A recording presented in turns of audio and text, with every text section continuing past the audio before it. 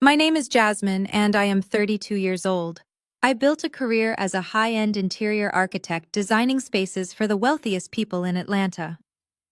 I thought I had created a sanctuary for myself, a place where my chaotic family could not touch me. I was wrong.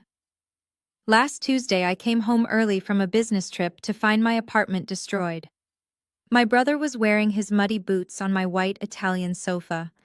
My sister-in-law was wearing my silk clothes, and my mother was frying grease in my minimalist kitchen. They told me I was selfish for wanting them to leave. They told me family shares everything. 2 days later, they broke in again while I was at work. That was the moment I stopped crying and started plotting.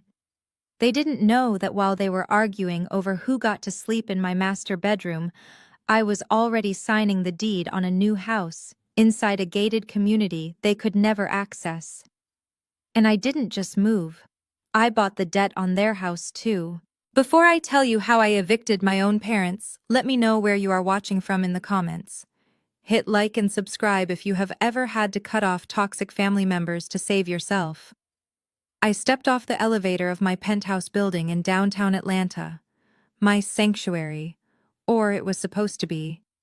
The door was cracked open. Panic hit me first. Burglars. I pushed the door open, ready to call the police, but it was not thieves. It was worse. The smell hit me before the sight. Heavy grease. Burnt onions. It clung to my walls and suffocated the scent of my expensive fig candles. I walked into the living room and froze. My brother Terrence was sprawled across my custom white Italian leather sofa. He was 35 years old, but acting like a teenager. His muddy construction boots were resting directly on the white leather cushions I had imported from Milan. He did not even look up from his phone. Then I saw her, Becky, my sister-in-law. She was parading around my living room, wearing my vintage emerald silk kimono, the one I bought in Kyoto. She held a glass of my best red wine dangerously close to the fabric. She swirled it, giggling at something on the television. The television I specifically kept off to maintain a peaceful environment was now blasting a reality show at full volume. "What are you doing?" I asked, my voice trembling with rage, not fear. Becky jumped and a splash of dark red wine landed right on the silk lapel. She gasped but did not apologize. She just looked at me with those wide, innocent eyes she used to manipulate everyone. "Oh, Jasmine, you scared me. We did not expect you back until Tuesday." Before I could scream, my mother walked out of my pristine minimalist kitchen. She was wearing my white architectural drafting apron, the one I used for client presentations. It was now covered in flour and grease. She was wiping her hands on it. "Well, look who finally decided to show up," Bernice said. "No hello. No hug. Just accusation. We were hungry, Jasmine. Your fridge was full of nothing but rabbit food and fancy water, so I had to improvise. I am frying chicken. You should be grateful I am cooking for you instead of making that face." "This is my house," I said, dropping my suitcase. "You broke in." "We did not break in," Terrence said lazily, picking at his teeth. "Mom has a key, remember. Family does not break in, Jasmine. We visit. Besides, Becky is pregnant. She needs to relax. Your apartment has the best air conditioning in the city. You are never here anyway. Why are you being so selfish?" I marched over to the coffee table to turn off the television, but stopped dead. My father Luther was sitting at my dining table, my workspace. He had pushed aside my laptop and spread out his lottery tickets and racing forms. But that was not the worst part. He was using a thick black permanent marker to circle numbers. And underneath his gambling papers was my latest project, the blueprints for a $3 million renovation I was presenting tomorrow. The marker had bled through. There were black ink spots all over the elevation drawings. "Dad, stop!" I yelled, lunging for the papers. "Those are client documents." Luther looked up slowly, his eyes narrowing.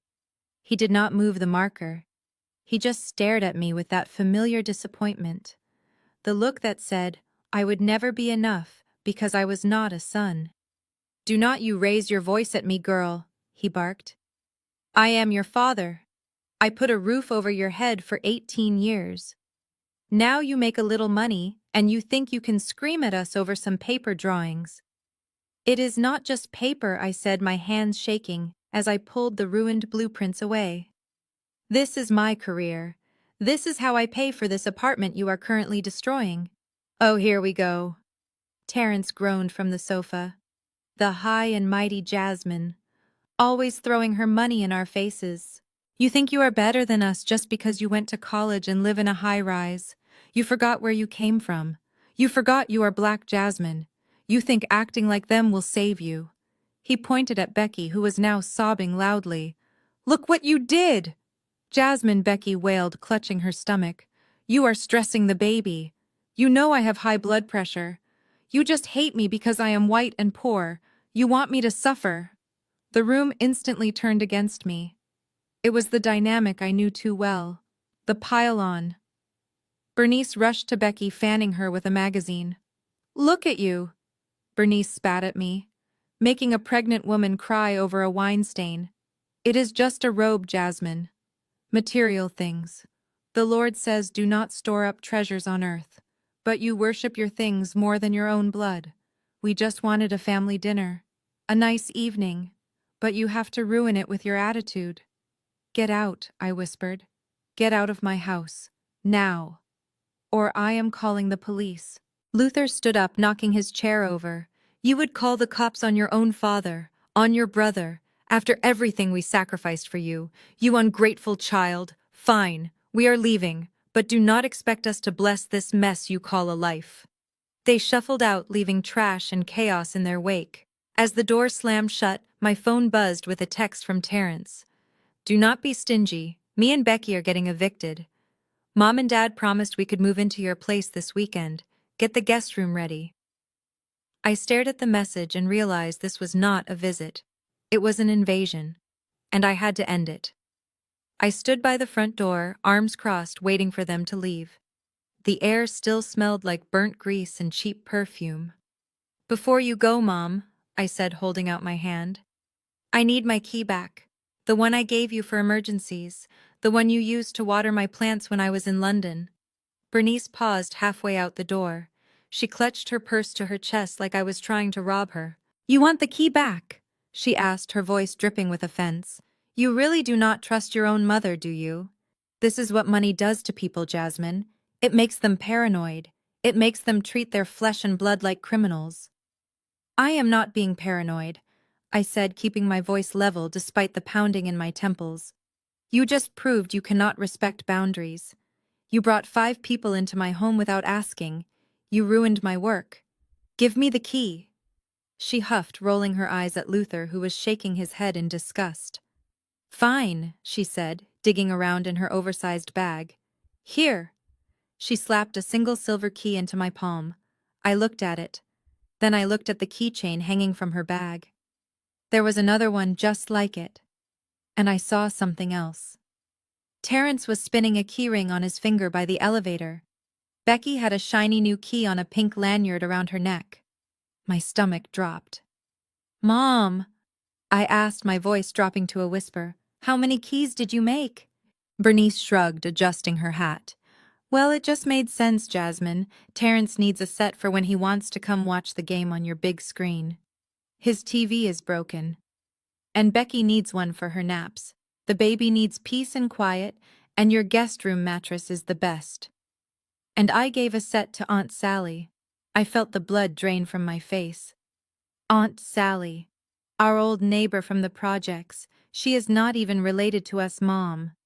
Why does Aunt Sally have a key to my penthouse? Bernice waved her hand dismissively.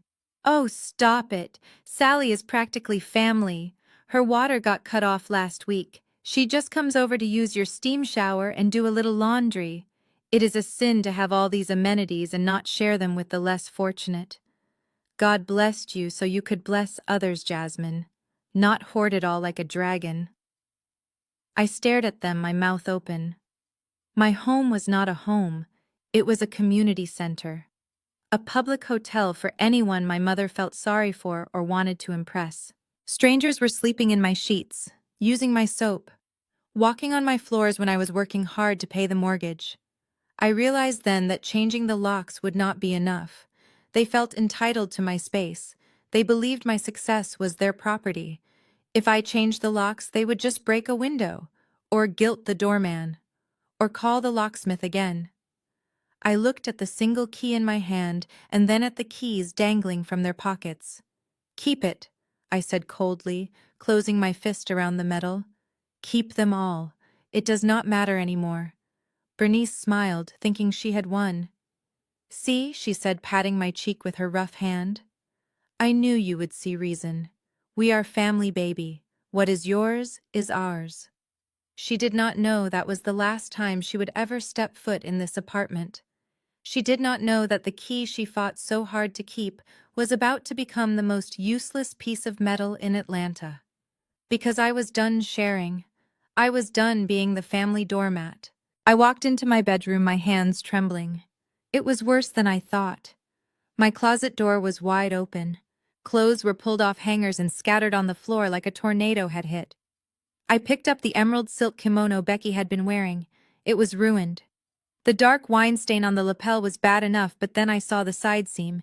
It was ripped completely open. The delicate fabric had been stretched beyond its limit when Becky tried to force her pregnant belly into it. This was not just a piece of clothing. It was a vintage piece I found in a small shop in Kyoto. Irreplaceable. I walked back out to the living room holding the torn silk. Then I saw the wine bottle on the coffee table. It was empty. My heart sank. That was a 1982 Bordeaux, a gift from my biggest client after we finished the St. Regis project. I had been saving it for a special occasion, for a promotion, for a wedding, not for my brother to guzzle down while watching daytime TV. I went to the kitchen. The smell of burnt grease was overpowering. My refrigerator was a disaster. Tupperware containers of old soul food were stacked haphazardly, leaking gravy onto the glass shelves. A half-eaten drumstick sat directly on the counter next to my espresso machine. I grabbed a piece of paper and a pen. I started writing. Silk kimono, $500. Vintage Bordeaux, $800. Professional cleaning fee, $200. I marched back into the living room and shoved the paper into Terrence's chest. "You owe me $1,500, I said, my voice cold and hard. "And that does not even cover the emotional distress." Terrence looked at the paper and laughed. A loud barking laugh that made my skin crawl. "You are joking, right?" he said, crumpling the paper and tossing it onto the floor. "You are charging your own family. We are blood, Jasmine. People do not send invoices to their brother. Besides, look at this place." He gestured around my penthouse. "You are rich. You make more in a week than I make in a year. What is a few dresses and a bottle of wine to you? You are just being petty." Bernice chimed in from the kitchen, wiping her greasy hands on her skirt. "He is right, Jasmine. God gave you abundance so you could share. Do not be a miser. It is ugly. You care more about your fancy things than you do about your brother having a good time. We were celebrating family, and you just want to talk about money. Money is the root of all evil, baby, and you have got a lot of it." They started gathering their things, but they did not clean up. They left the chicken bones on the counter. They left the wine glass with the red ring on my white table. They left the muddy boot prints on the rug. As they walked out the door, Terrence turned back with a smirk. "Do not worry about the mess," he said. "We will be back this weekend. Dad wants to have a barbecue on your balcony. He says you have the best view for the fireworks, so keep the fridge stocked, sis. We will bring the appetite." The door slammed shut, leaving me standing in the wreckage of my life. I looked at the torn kimono in my hands and the crumpled bill on the floor. They were not just disrespectful. They were dangerous, and if I did not stop them now, there would be nothing left of me to save. I spent the next 2 hours on my hands and knees scrubbing. The white leather sofa was a lost cause.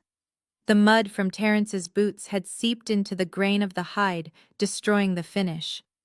Every time I scrubbed, I felt like I was trying to erase them from my life, but the stain just went deeper. I threw the ruined silk kimono in the trash. It hurt to do it. That robe cost more than my first car, but looking at it just made my stomach turn. I tied up the garbage bag full of their half-eaten food and empty bottles and dragged it to the chute. The apartment was quiet again, but it did not feel empty. It felt violated. The air still held the faint scent of burnt grease masking my expensive fig candles. My phone buzzed on the marble island. The sound echoed in the silent kitchen like a gunshot. I knew who it was before I looked. It was Terrence. I wiped my wet hands on a towel and picked up the phone. The screen lit up my face in the dark kitchen. It was a long text. A wall of words. I started reading, and my breath hitched in my throat. Yo, Jaz.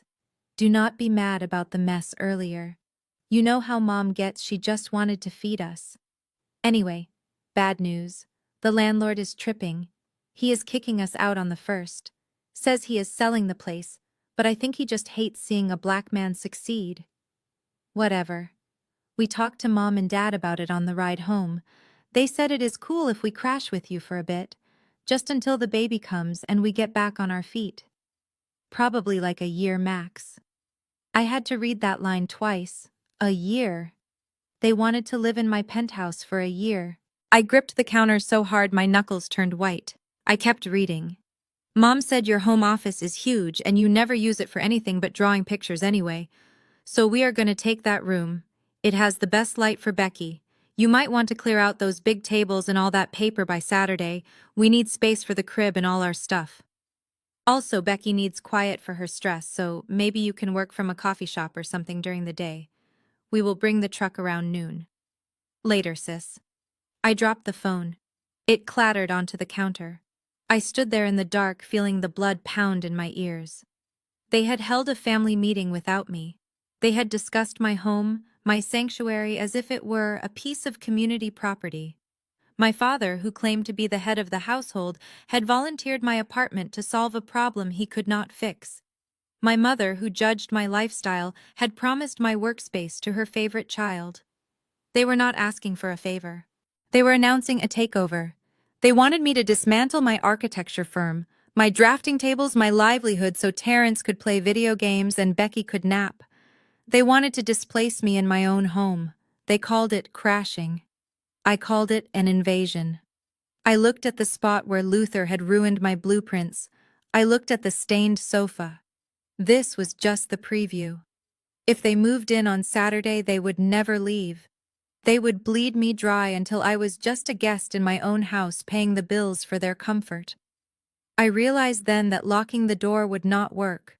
Calling the police would not work. They felt entitled to my life. As long as I was here, they would keep coming. They would keep breaking in. They would keep taking. I looked around the apartment I had worked so hard to buy. I loved this place, but I loved my peace more. And if I stayed here, I would lose both. I knew what I had to do. It was extreme. It was cold, but it was the only way to survive. I was not going to clear out my office for them. I was going to clear out everything. I picked up my phone and dialed my mother. My hand was shaking not from fear, but from a rage so cold it burned. Bernice answered on the second ring. I could hear the television blasting in the background and the sizzle of frying oil. Before I could speak, she cut me off. I know you saw the text, Jasmine, she said, her voice heavy with that fake sweetness she used when she wanted something. Do not start with the drama. We are doing this for family. Mom, I said, gripping the marble edge of my kitchen island.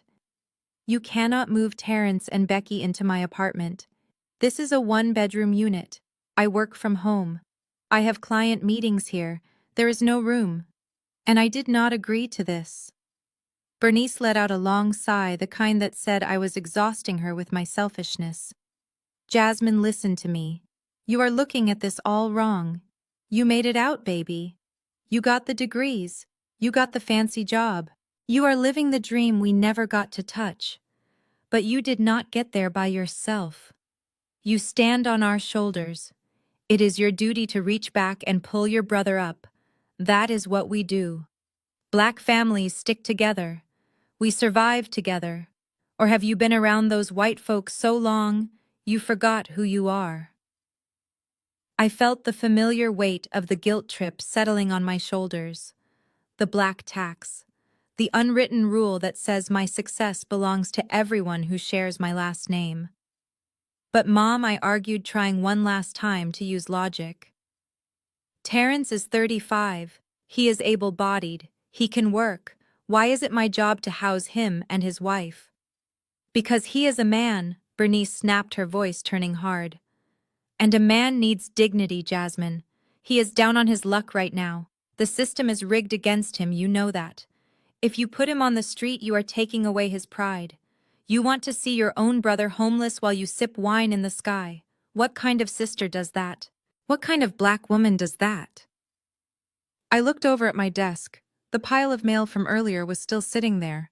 Right on top was a letter from the building management company. It was a notice regarding my lease renewal. I stared at the date. My lease expired in 3 days. I had been planning to renew it month to month while I looked for a house, but I had not signed anything yet. I looked at the date again. Sunday. The exact day Terrence said they were bringing the truck. The realization hit me like a splash of ice water.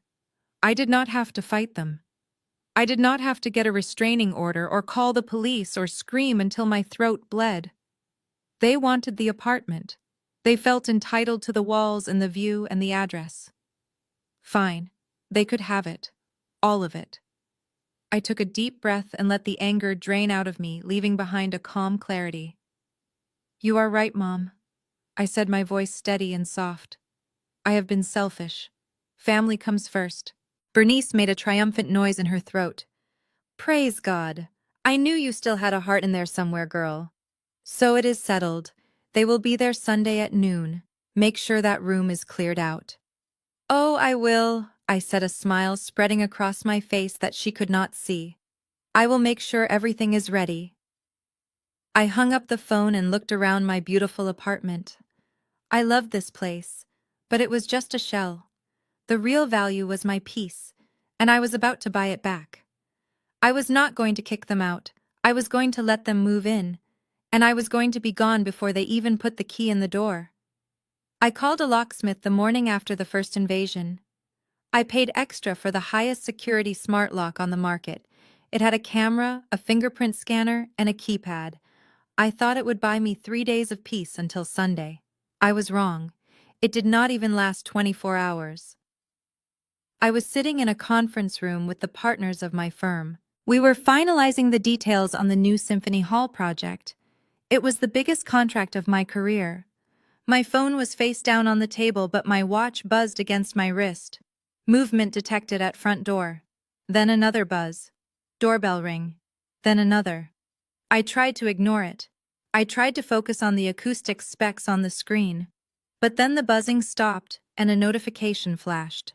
Tampering detected. I excused myself and stepped into the hallway. I opened the app on my phone, and the live feed froze my blood. My father, Luther, was standing in the hallway of my building.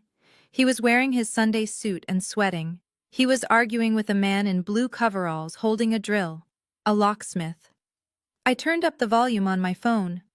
Look, man, Luther was shouting, waving his hands. I told you, my daughter is on a plane to Paris. She called me crying, saying she lost her phone and her keys. She needs me to get in there to feed her cat. She does not have a cat. I have never been to Paris, too. And I was definitely not crying. The locksmith looked skeptical. He hesitated, holding the drill. Sir, I really need to see some ID or proof of residence. This is a high-security building. Luther puffed out his chest. I am Luther Vance. My daughter is Jasmine Vance. Look at my ID. Same last name. You think I am trying to rob my own child? I am trying to help her. You want her cat to starve. You want me to call your manager and tell him you let an animal die because of red tape. The locksmith sighed. He was young. He looked tired.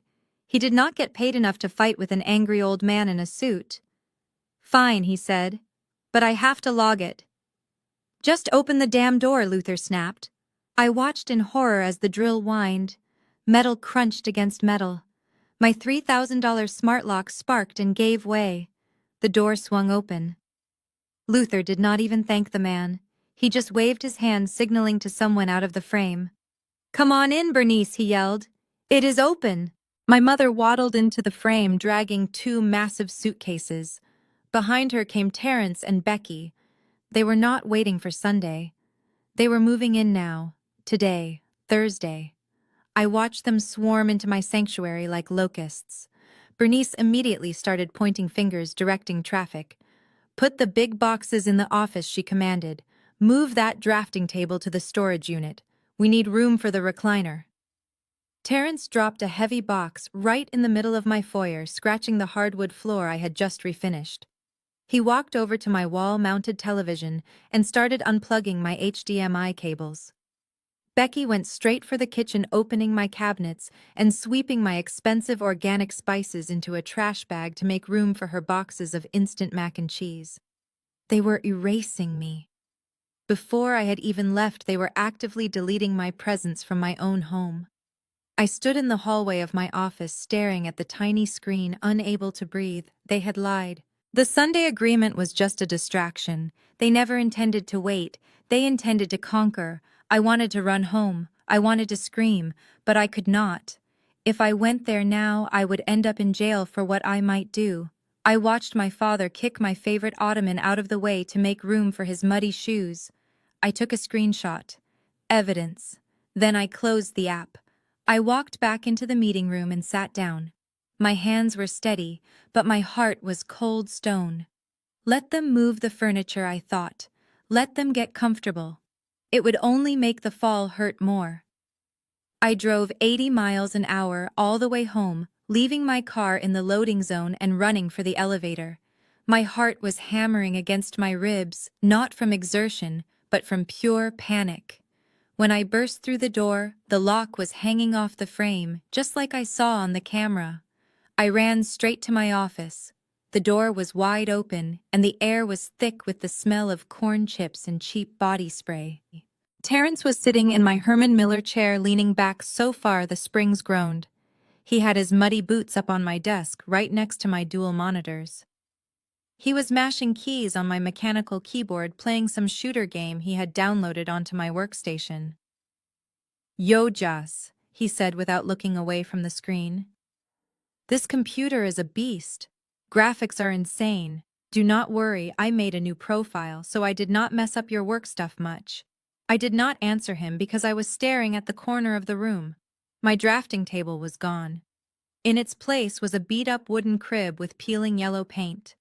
And next to it were 3 black garbage bags stuffed to bursting. I saw a jagged piece of white plastic poking out of the plastic. It looked like a miniature staircase. I ran to the bags and ripped one open. My breath left my body. Inside were the shattered remains of the Symphony Hall model. The 3D printed acoustics panels, the hand-painted figures, the tiny LED lighting system I had spent weeks soldering. It was all crushed. Broken. Garbage.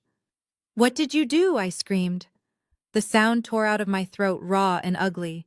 "These are not trash. These are architectural models. These are worth thousands of dollars." Bernice walked in, wiping dust off her hands. She looked at the bag and shrugged. "Oh, those little doll houses. They were taking up too much space, Jasmine. The baby needs room for the crib. You can always glue them back together if they are so important. Besides, you are a grown woman. Why are you playing with toys? You threw away my career," I yelled, stepping toward her. I was shaking violently. I wanted to shake her. I wanted to make her understand the value of what she had destroyed. Suddenly, a heavy hand grabbed my shoulder and spun me around. It was Luther. His face was twisted in a snarl I had not seen since I was 16. Before I could blink, his hand flew up. He did not hit me, but the wind of his open palm brushed my cheek. He stopped just inches from my face, trembling with the effort to hold back. "Do not you dare," he hissed, spitting the words into my face. "Do not you dare raise your voice at your mother." "Over what?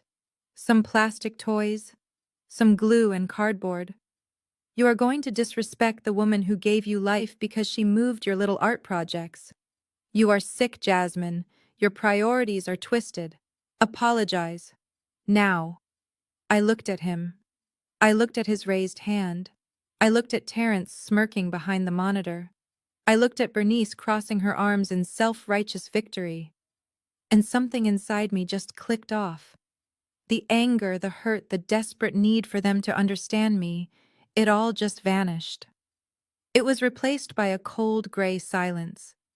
I realized then that they would never respect me. They were incapable of it. To them, I was not an architect. I was just an ATM with an attitude. Fighting them gave them power. It gave them fuel. So I stopped feeding the fire.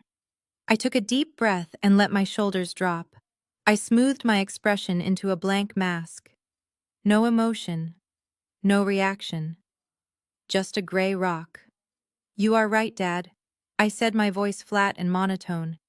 I am sorry, Mom. It was just a model. I can print another one. The baby is more important. Luther lowered his hand slowly, looking suspicious. Bernice huffed, adjusting her blouse. Well, at least you have some sense left.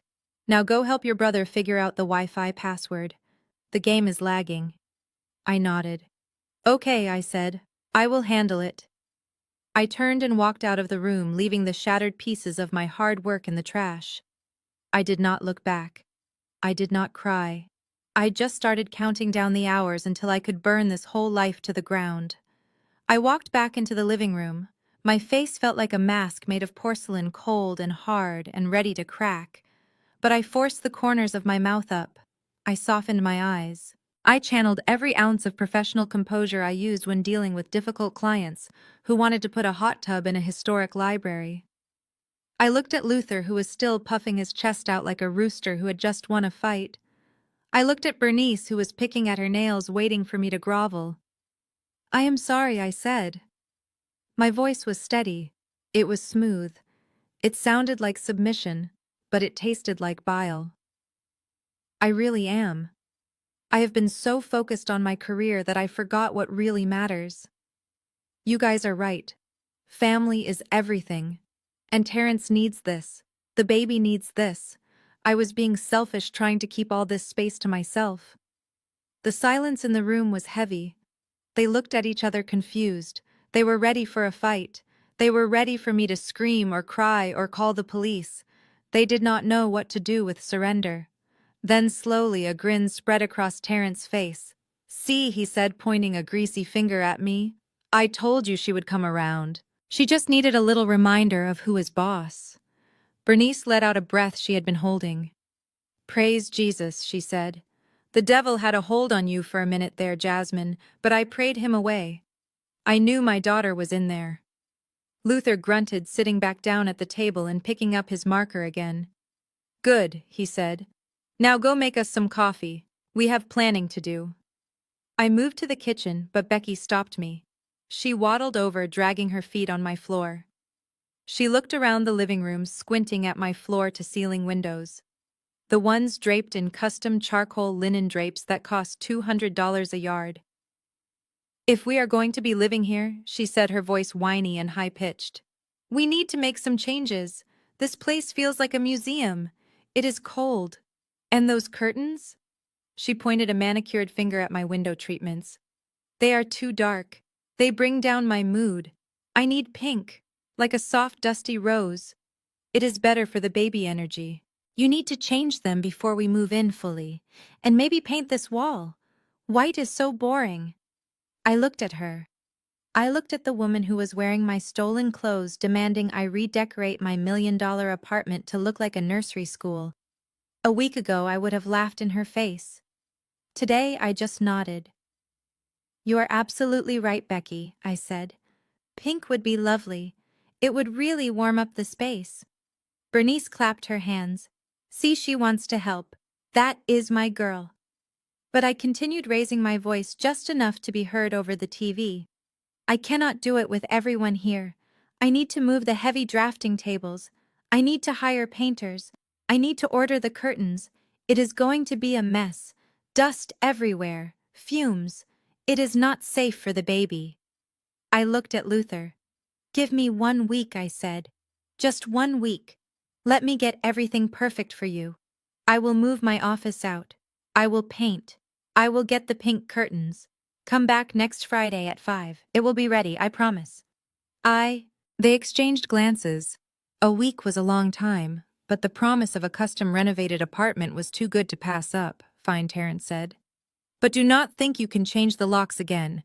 We will be checking in. I smiled, my coldest smile yet. Do not worry, I said. You will not need to check in. When you come back next Friday, you will not believe your eyes. I meant every word. They just did not know what I was really preparing. My family thought I was just a well-paid employee. They thought I punched a clock and answered to a white boss downtown. They had no idea who I really was. I was not just a senior designer. I was a named partner. My name was on the glass doors of the firm. Vance and Associates. That was how I could afford a penthouse. That was how I could afford to lose $1,500 in wine and silk without going bankrupt. But my job title was not the biggest secret I was keeping. My biggest secret was sitting in a fireproof safe in my office. 6 months ago, I closed on a property. It was not an investment flip. It was a forever home. A 6-bedroom sprawling estate in the Enclave. It is the most exclusive gated community in Georgia. We are talking 12-foot perimeter walls topped with sensors. Armed guards at the gate 24/7. Private security patrols that circle every hour. You need a background check just to get a landscaping permit there. You cannot just buzz someone in. You have to register them days in advance. The tragic irony was that I bought it for them. I bought it for Luther and Bernice. I wanted to move them out of their crumbling house in the old neighborhood. I wanted to give them a retirement sanctuary where they could host Sunday dinners in a proper dining room. I was going to surprise them at Christmas. I had the renovation plans drawn up. I was going to hand them the deed and say thank you for raising me. I was going to be the good daughter, the provider. But watching them destroy my apartment changed everything. Watching my father raise his hand to me over a plastic model.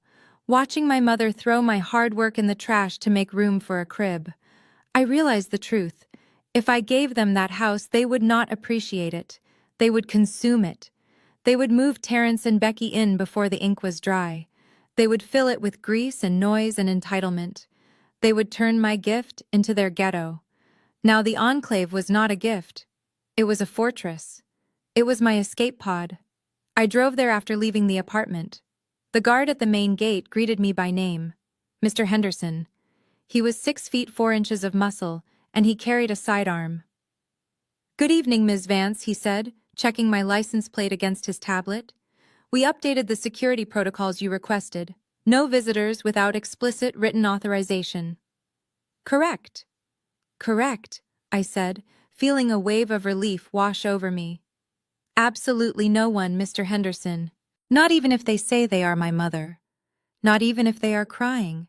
Not even if they say it is an emergency. If they are not on the list, they do not get past this gate." "Understood," he said. I drove through the silent, manicured streets to my driveway. I parked in my 4-car garage. The silence was heavy and beautiful. I pulled out the access card. It was not a flimsy metal key like the one my mother fought for. It was heavy black plastic with a gold chip encrypted and untraceable. This was not just a key, it was a wall, a barrier between me and the chaos. My family thought they had won a victory by taking over my 1-bedroom apartment. They were fighting over scraps. They did not know they had just lost a mansion. And as I walked into my empty, echoing foyer, I felt the first real smile in days creep onto my face. Let them have the pink curtains. I had a castle.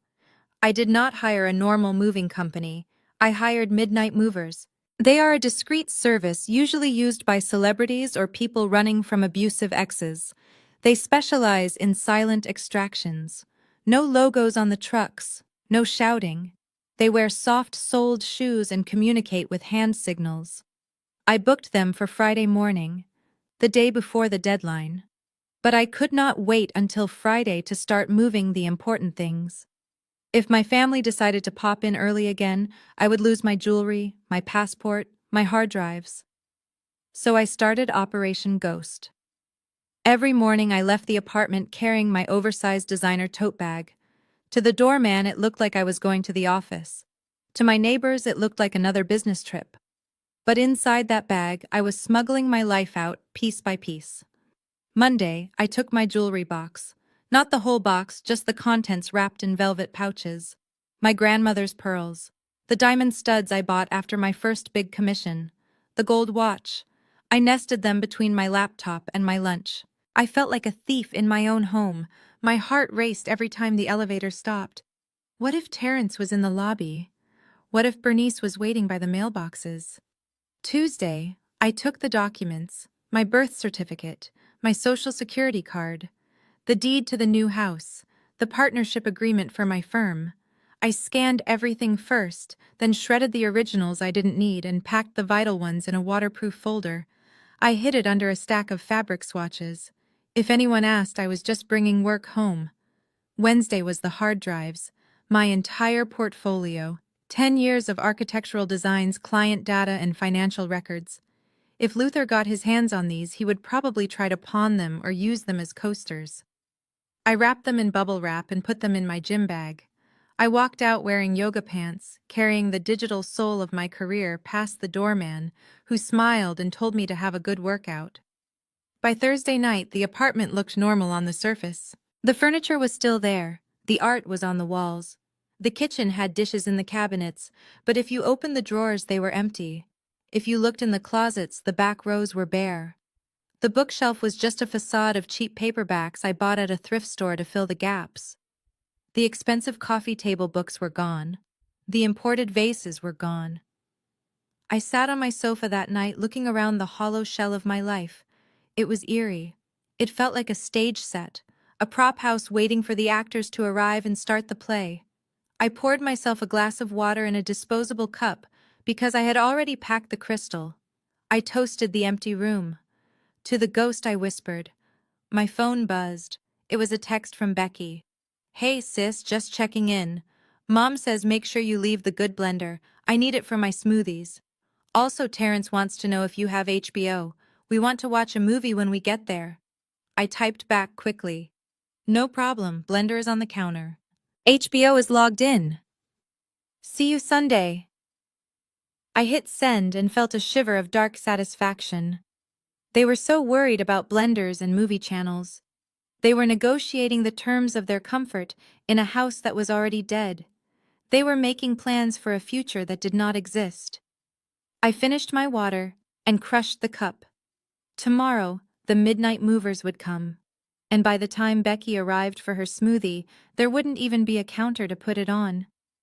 I sat across from my lawyer David in his glass-walled office overlooking the city. I was not there for my will or my taxes. I was there for business. David slid a thick file across the mahogany desk.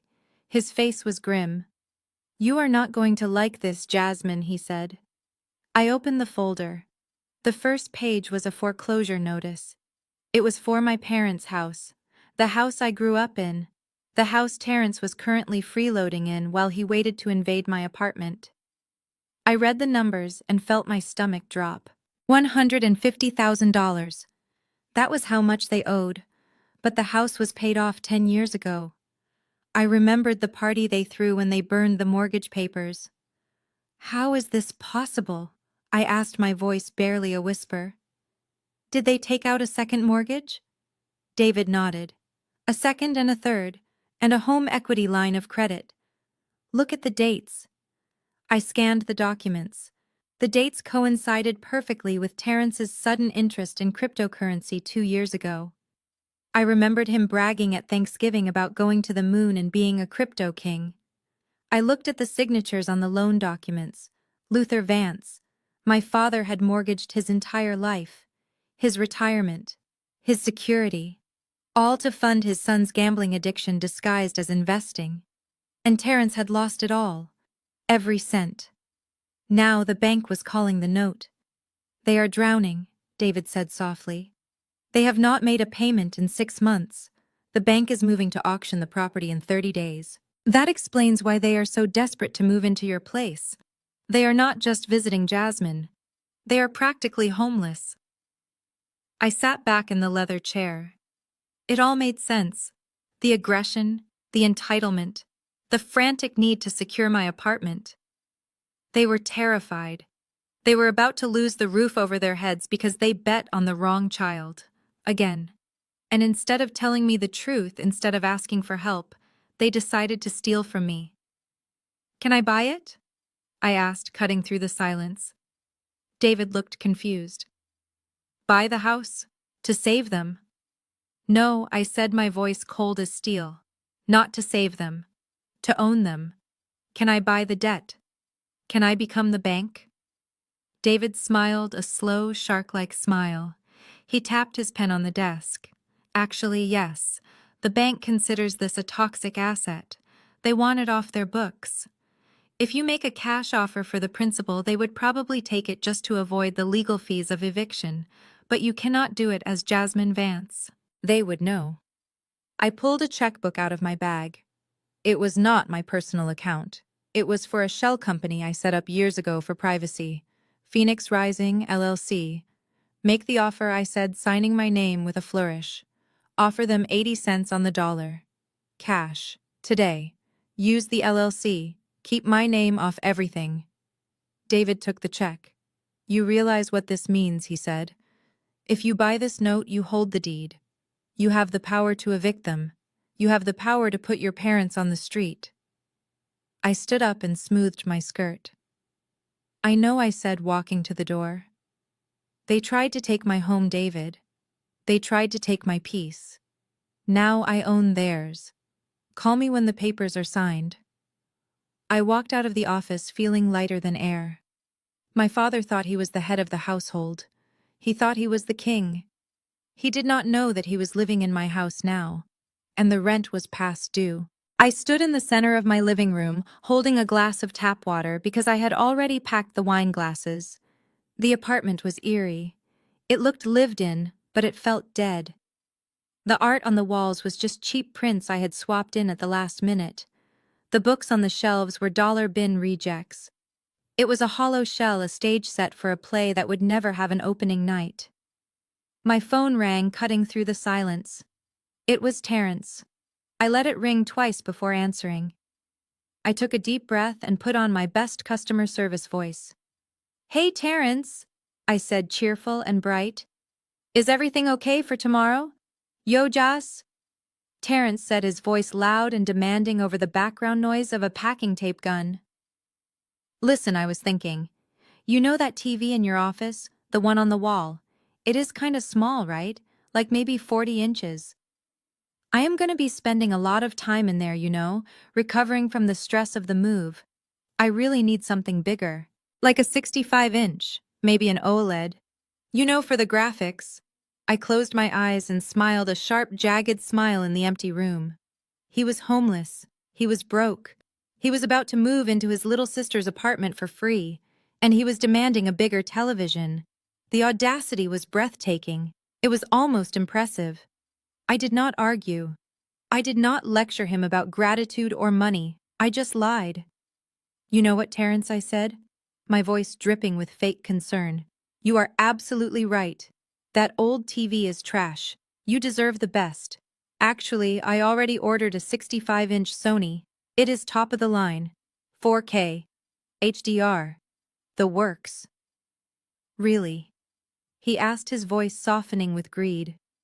"You serious?" "Dead serious," I said. "I scheduled the delivery for tomorrow afternoon, right after you guys get settled. I want you to have the best gaming setup in Atlanta." "Thanks, sis," he said, and for a second he almost sounded like a brother.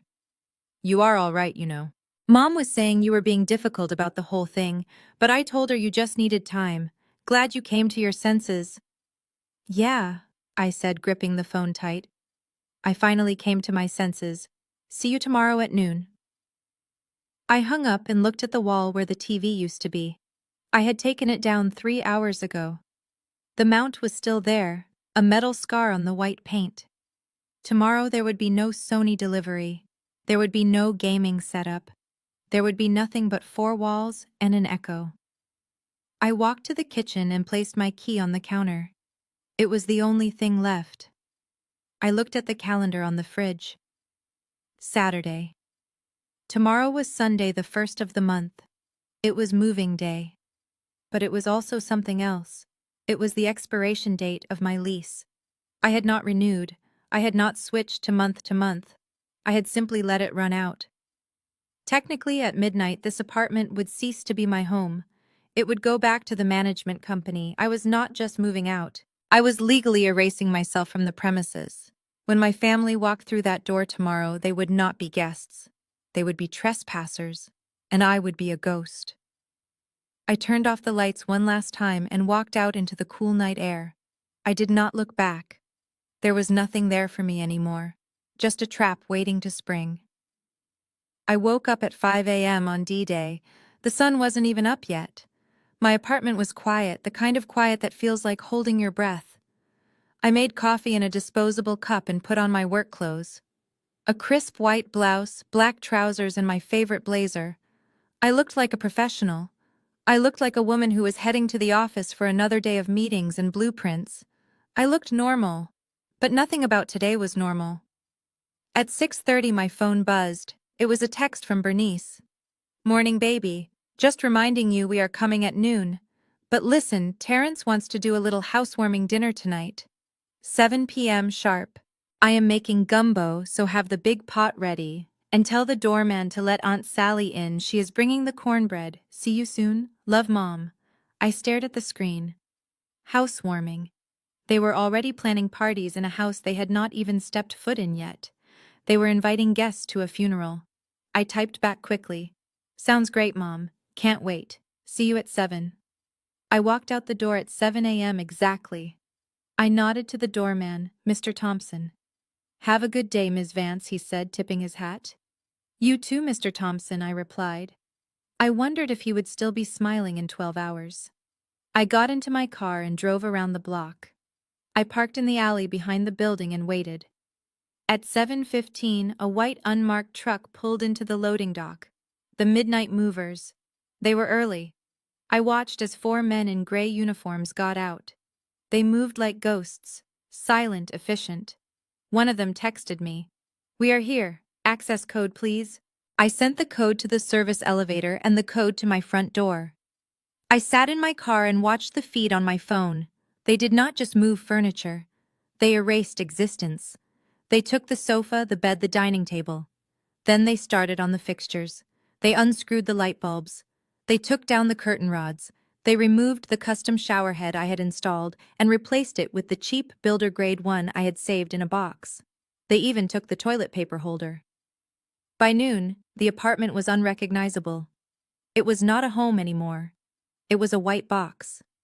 The floors were bare. The walls were blank. The echo was deafening. It looked exactly like it did the day I moved in 5 years ago. Bare bones. At 1 p.m., the movers texted me again. "Job done. Keys are on the counter. Good luck." I drove back to the office, but I could not focus. I kept checking the time. 2 p.m., 3 p.m., 4 p.m. At 4:30, I left work. I drove to the leasing office of my building. The manager, Sarah, looked surprised to see me. "Ms. Vance," she said, "is everything okay?" I smiled. "Everything is perfect, Sarah. I am just here to turn in my keys. Today is the last day of my lease, remember?" She checked her computer. "Oh, right. But you usually renew. We assumed—" I cut her off. "Not this time. I am moving on. I did the final walkthrough with your assistant this morning. Here is the checklist. Everything is in order." I handed her the keys. The heavy brass ones. The ones my mother had fought me for. The ones Terrence had spun on his finger. They were useless now. Just jagged pieces of metal that opened nothing. Sarah took them. "Okay then. You are all set. We will mail your security deposit to the forwarding address." I walked out of the office at 4:59.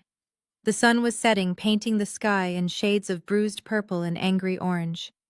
I got into my car and looked up at my penthouse window one last time. It was dark. Empty. The stage was set. The trap was armed. And in 2 hours my family would walk right into it. I watched the live feed on my phone like a director watching the final cut of a masterpiece. The lead mover, a guy named Mike, texted me. "Furniture is gone, Ms. Vance. Do you want us to sweep?" I typed back immediately. "No, do not sweep. But I want you to go deeper. Take the blinds. Take the curtain rods. Take the brackets out of the wall. I want holes, Mike. I want it to look like it was looted." On the screen I saw them attack the windows. The charcoal linen drapes that Becky had complained about were ripped down in seconds. Then the heavy metal rods came down with a metallic clang that echoed even through my phone speaker. The room instantly looked bigger and colder. The sun glared in harshly without the filters highlighting the dust bunnies and the scuff marks on the floor. It looked naked, vulnerable. Then I saw Mike look up at the ceiling fixture in the dining area. He hesitated. "The bulbs too," he texted. "Yes," I replied. "Every single one. Leave them in the dark." I watched as the apartment slowly went dim. They unscrewed the smart bulbs I had programmed to mimic the sunrise. They took the vintage Edison bulbs from the pendant lights over the island. They even took the little light inside the refrigerator. When my family opened that door hoping to find leftovers, they would find nothing but darkness and the smell of stale air. "Go to the bathroom," I texted. "Take the rainfall showerhead. Put the old rusty one back on. The one that screams when you turn it on." I watched them unscrew my $500 spa fixture. Water dripped onto the tile.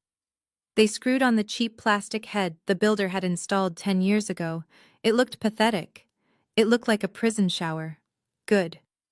Then came the pettiest part, the part I enjoyed the most. Check the cabinets I ordered. Take the toilet paper. Take the soap.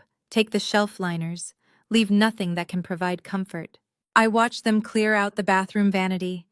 They took the extra rolls of triple-ply tissue. They took the hand towels. They took the little rubber stopper for the sink drain. If they wanted to wash their hands, they would have to do it in the dark with cold water and dry them on their pants. By the time they were finished, the apartment was not just empty. It was hostile. It was a concrete box with wires hanging from the ceiling and jagged holes in the drywall where the art used to be. It echoed. I could hear the mover's footsteps ringing out like gunshots on the bare hardwood. It was cold. It was barren. It was perfect. I authorized the final payment and closed the app. My family wanted a free ride. They wanted to occupy my space. Well, they could have the space. But they were about to find out that a house without a host is just a cage. I walked into the leasing office at 4:45 in the afternoon. The air conditioning was humming, and the smell of industrial carpet cleaner hit me. It was the smell of bureaucracy. Sarah, the building manager, looked up from her desk. Her smile faltered when she saw the look on my face. It was not my usual friendly tenant smile. It was my business face. The face I wore when I was tearing a contractor apart for using the wrong grade of steel. I placed a cashier check on her desk. It was for the lease break fee, the final cleaning fee, and the last month of utilities. I rounded up. I wanted zero debt, zero connection. Sarah picked it up and raised an eyebrow. "You are really leaving us, Jasmine?" she asked. "You have been our best tenant for 5 years. We were hoping you would reconsider." I shook my head. "No reconsideration, Sarah. It is time. I need you to print the final surrender of possession document. I want it time-stamped. I want it notarized. I want it to say in bold letters that as of 5 p.m. today, Jasmine Vance has absolutely no legal claim to Unit 4B. Sarah typed for a minute, the sound of her nails clicking on the keyboard filling the silence. The printer whirred. She slid the paper across the desk. I signed it. The ink looked black and final. She stamped it. The thud of the stamp felt like a judge's gavel. It was done. I was officially homeless. Or at least that is what the paperwork said. I took the document and walked out into the lobby. Mr. Thompson was standing at the security desk. He was a good man. He had let my mother up without calling a dozen times because he thought he was being nice. He thought families visited each other. He did not understand that in my family a visit was a raid.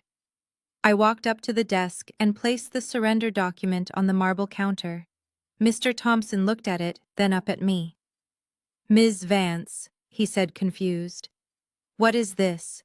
"It is a termination of residency, Mr. Thompson," I said, my voice low and serious. "Look at the time. It is 4:55. In 5 minutes I do not live here anymore. This building is not my home. That apartment is just an empty box owned by the management corporation." He nodded slowly, still looking puzzled. "Okay, Ms. Vance. But why are you telling me this?" "Because I said, leaning in closer so the delivery guy near the elevators would not hear. My family has keys, unauthorized copies. They are planning to come here tonight around 7. They think they are moving in. They think they have my permission." Mr. Thompson's eyes widened. "Oh, so you want me to tell them you moved?" "No," I said. "I want you to do your job. If anyone tries to enter Unit 4B after 5 p.m., they are not my guests." "I have no guests. They are trespassers. They are breaking into corporate property." I paused to let the weight of that sink in. "I do not want you to call me Mr. Thompson. If they try to get in, if they use those keys, if they cause a scene, do not call me. Call the police." Mr. Thompson looked at the paper again. Then he looked at the security monitors where the empty hallway of the 4th floor was displayed in grainy black and white. He straightened his uniform. He understood. This was not a family dispute anymore. This was a security breach. "Understood, Ms. Vance," he said, his voice dropping an octave. "Trespassers, police, no exceptions." "Thank you, Mr. Thompson," I said. I slid my sunglasses on. I turned and walked toward the revolving doors. I did not look back at the lobby I had walked through 1,000 times. I stepped out into the humid Atlanta afternoon. The trap was set, the bait was laid, and the hunter was leaving the forest. I stood in the center of the kitchen for the last time. The granite island was cold and bare under my hand. I had wiped it down one final time, not for them, but to remove my fingerprints. I wanted no trace of me left in this box. No DNA, no scent, nothing. I reached into my purse and pulled out a thick, cream-colored envelope. It was heavy. It looked like a wedding invitation or a birth announcement. The kind of stationery Bernice loved to display on her mantle to show off to the neighbors. I placed it dead center on the island.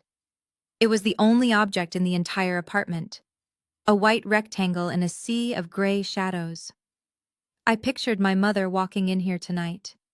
I pictured her greedy hands snatching it up. She would think it was a check.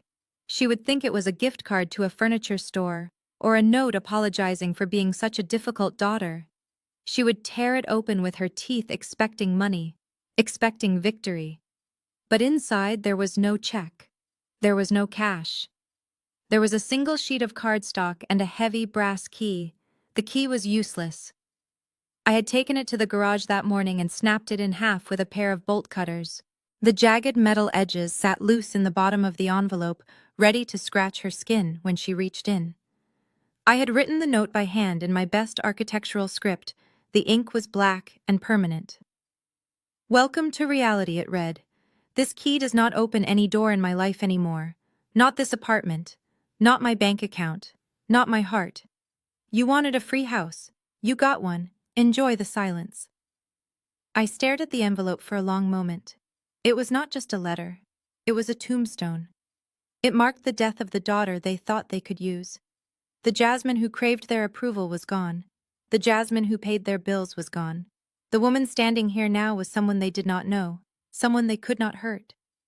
I turned my back on the kitchen. My heels clicked on the hardwood floor, echoing in the empty chambers of the living room.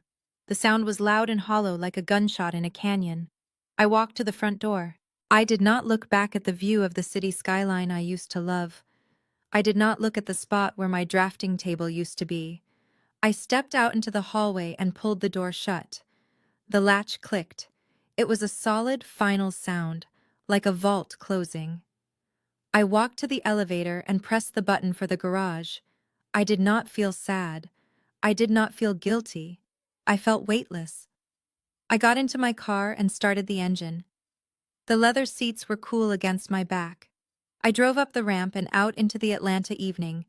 The sun was setting, turning the sky into a bruise of purple and gold. I turned my car away from downtown, away from the noise, away from the past.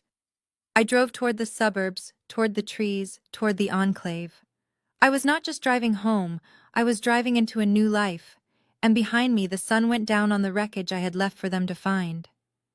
I stopped the car at the guardhouse of the enclave. The iron gates loomed over me 12 feet high and topped with spikes that looked like medieval weapons. Mr. Henderson stepped out of the booth. He did not wave me through. He stopped the car. He checked my face against the photo on his tablet. He scanned my access card. He looked in my back seat. Only then did the heavy gates groan open. It was aggressive. It was excessive. It was exactly what I needed. I drove slowly down the winding street, lined with old oak trees and mansions set far back from the road. No one was parked on the grass. No one was blasting music. There were no broken tricycles in the driveways. It was a different planet. I pulled into my garage and the door rumbled shut behind me, sealing out the world. I sat in the car for a moment, listening to the ticking of the cooling engine. I unlocked the door to the mudroom and stepped inside. The air was cool and still. It smelled of lemon polish and fresh paint. I walked into the great room. The ceiling soared 20 feet above my head. My footsteps on the marble floor sounded like gunshots in a cathedral. I stopped in the center of the room and closed my eyes. I waited. My body was tense, every muscle coiled tight, ready for the assault. I was waiting for the crash. I was waiting for the sound of the front door being kicked open. I was waiting for my mother's shrill voice complaining about the distance from the parking lot. I was waiting for the thud of Terrence's boots on my coffee table or the whine of Becky demanding a snack. My heart hammered against my ribs. I spun around when the refrigerator hummed to life, convinced it was an intruder. I checked the locks on the French doors 3 times. But there was nothing. No noise, no smell of burnt grease, no invasion. The silence was absolute. It was so thick it felt heavy pressing against my eardrums. It was a strange, foreign sensation. I realized then that I had been living in a state of siege for so long that I did not know how to be at peace. I was a soldier standing in an empty field waiting for a battle that was happening miles away. I walked to the kitchen island, which was twice the size of the one in my old apartment. I opened a bottle of Pinot Noir. The cork popped with a soft thud that echoed in the vast emptiness. I poured a glass, watching the dark red liquid swirl. I picked up my phone. The clock read 7:05. It was time. Across the city, my family was pulling up to the curb. They were dragging their suitcases and their entitlement up the sidewalk. They were reaching for the door handle, expecting it to open. They were walking into the trap. I looked at my phone one last time.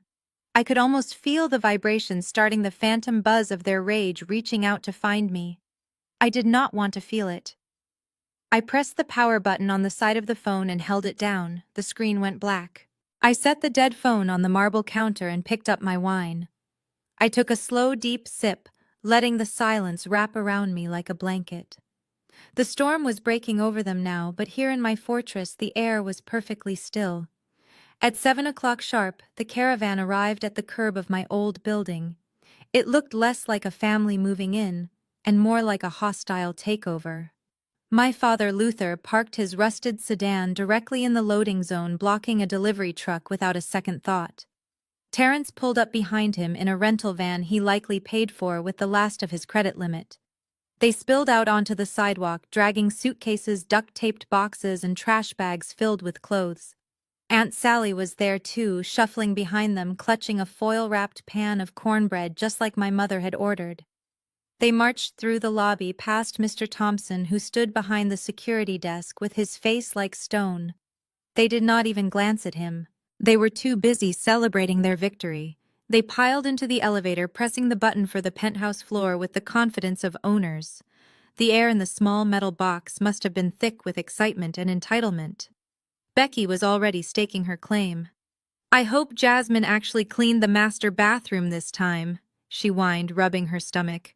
"I need that soaking tub for my ankles, and if I see one bottle of her fancy shampoo on the counter, I am throwing it out. I need space for my lotions. I am taking the master suite, Terrence. You can tell Jasmine she is sleeping on the couch until she buys a new bed for the guest room." Terrence laughed, slapping the wall of the elevator. "Don't worry, babe. She knows the deal. I am just thinking about that 65-inch Sony she promised. I am going to break it in with Call of Duty all night." About time she stepped up. She finally realized who the real head of the family is. Luther nodded sagely, adjusting his hat. "She just needed a firm hand, son. You have to remind these career women where they come from.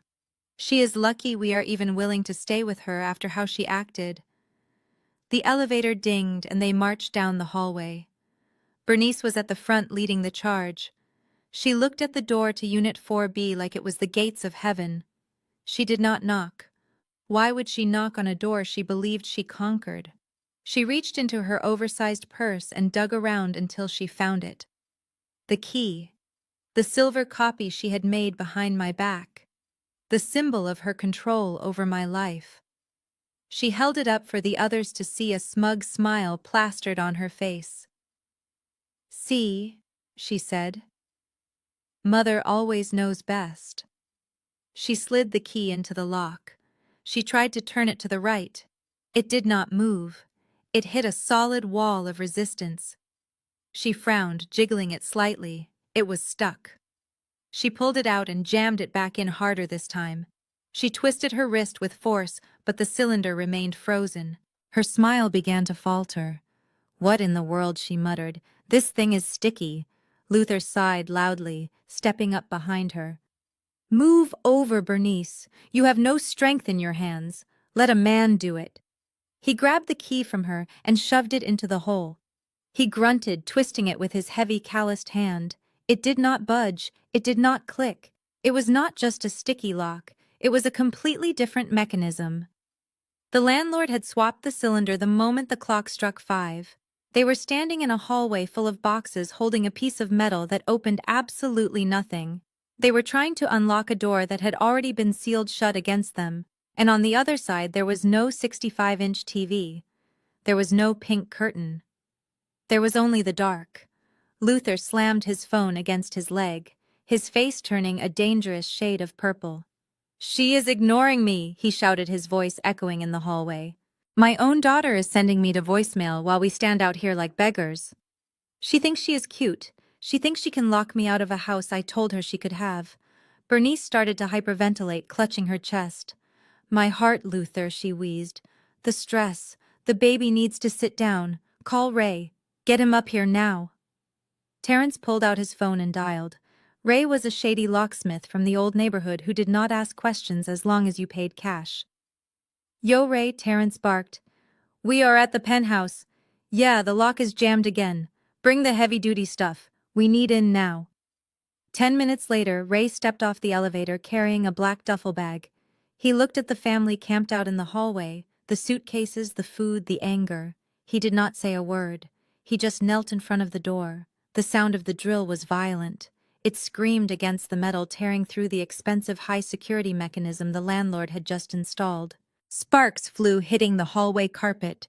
The smell of burning metal mixed with the smell of cooling gumbo. "Faster," Luther yelled, standing over the man. "Break it down if you have to." With a loud crack, the deadbolt shattered. The door popped open an inch.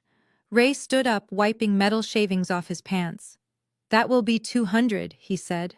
Luther shoved a wad of crumpled bills at him and kicked the door wide open. They did not walk in. They surged. They rushed the entrance like a SWAT team or a pack of wolves. They were ready to claim their territory. They were ready to drop their bags on my floors and put their feet on my furniture. They were ready to consume. But the momentum stopped dead the second they crossed the threshold. They froze in a cluster, their bodies bumping into each other as they tried to process what they were seeing. Or rather, what they were not seeing. It was pitch black. The darkness was absolute, heavy, and suffocating. Luther reached for the light switch on the wall and flipped it furiously. Click, click, click. Nothing happened. No warm glow from the overhead recessed lighting. No soft hum from the refrigerator. The electricity had been cut hours ago. Bernice pulled out her phone and turned on the flashlight. The beam cut through the gloom, shaking as her hand trembled. She swept it across the room and the light revealed a horror show. Empty. Everything was gone. The white Italian leather sofa where Terrence planned to sleep was gone. The 65-inch television he had bragged about was a fantasy. The wall mount was just 4 holes in the drywall.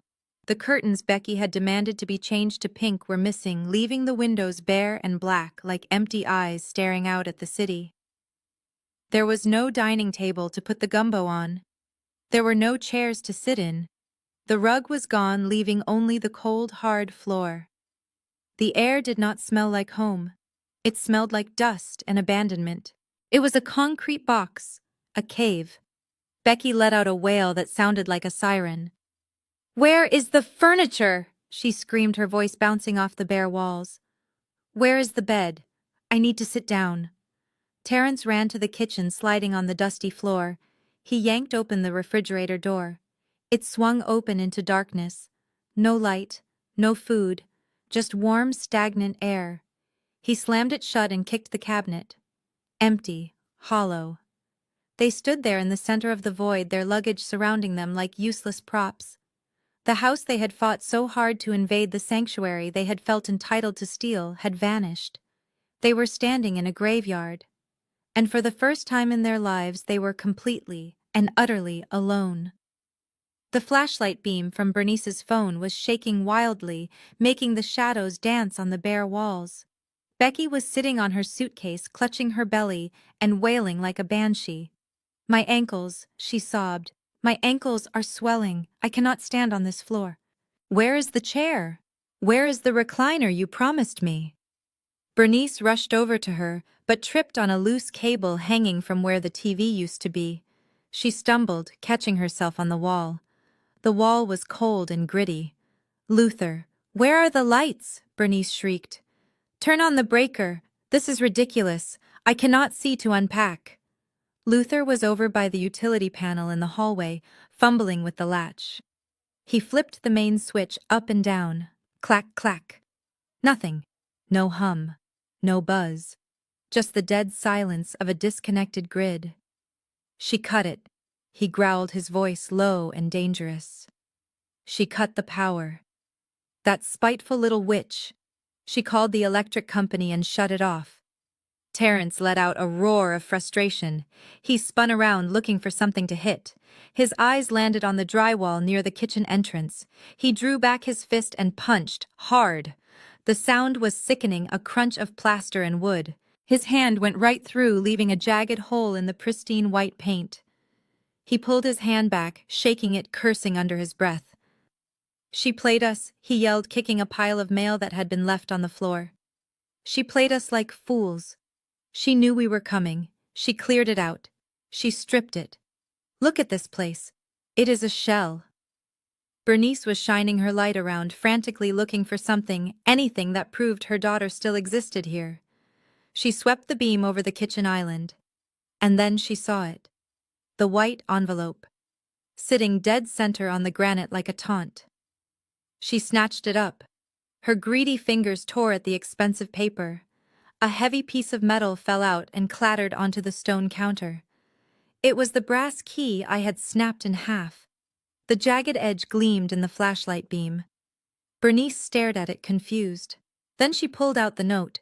She read it out loud, her voice trembling with rage. "Welcome to reality. This key does not open any door in my life anymore. Not this apartment, not my bank account, not my heart. You wanted a free house. You got one. Enjoy the silence."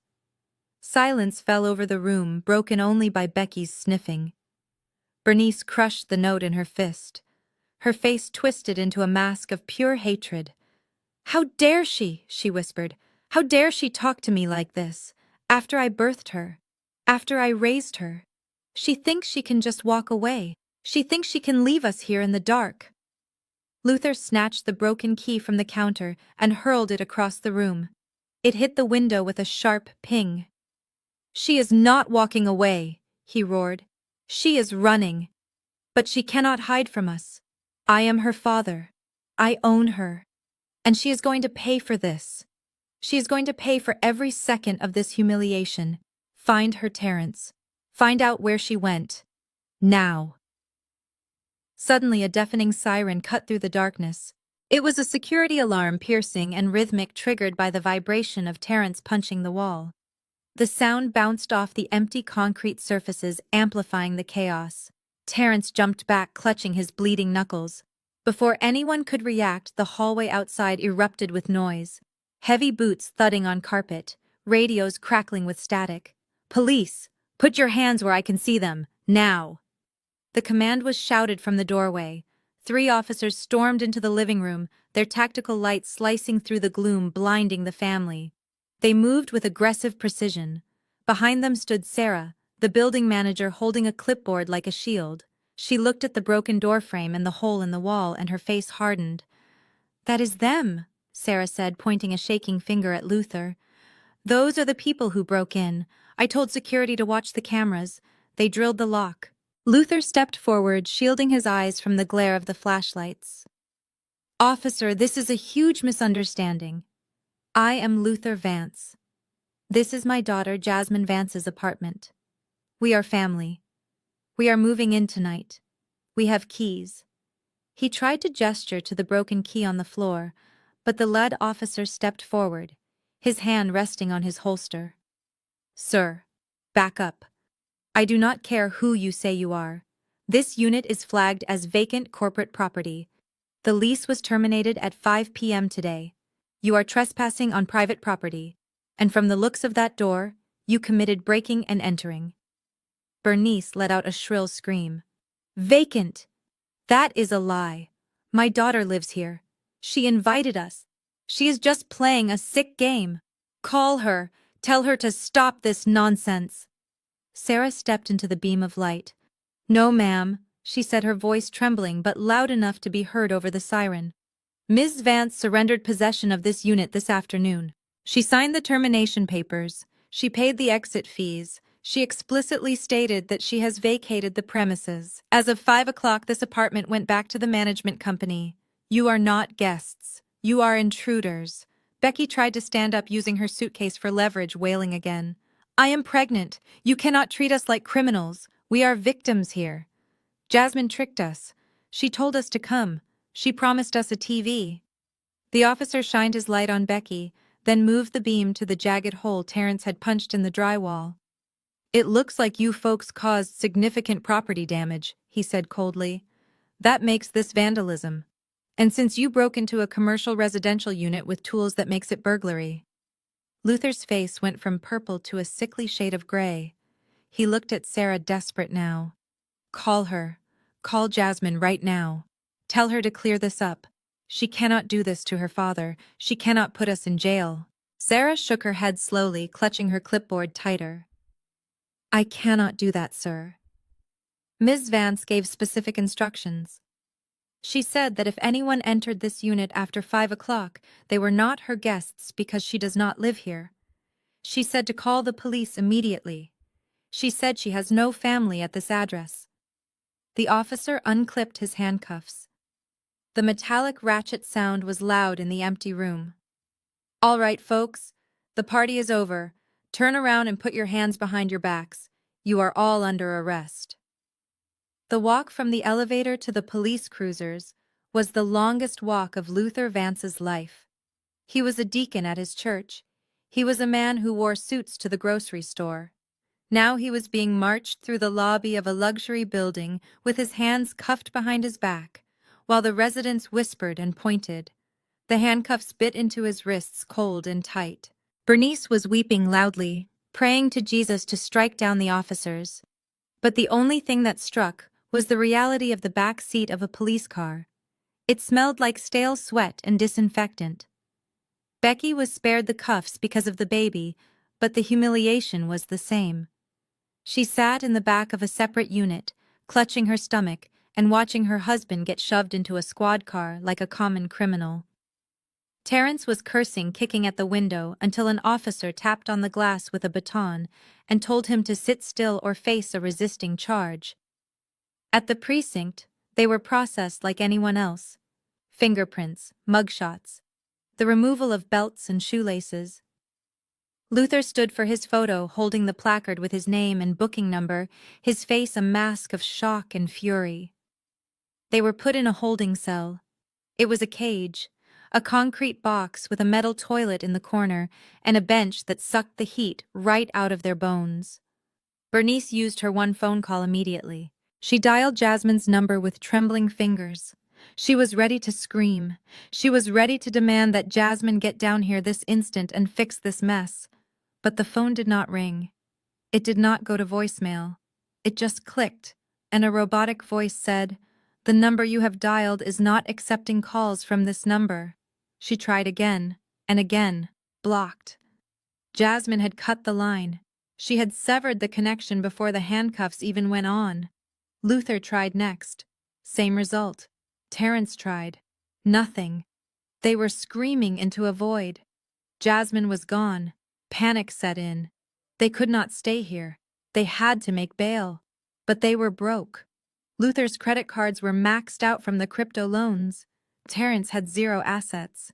They had to call Aunt Sally, the woman they had dragged along to carry the cornbread, the woman they treated like a servant.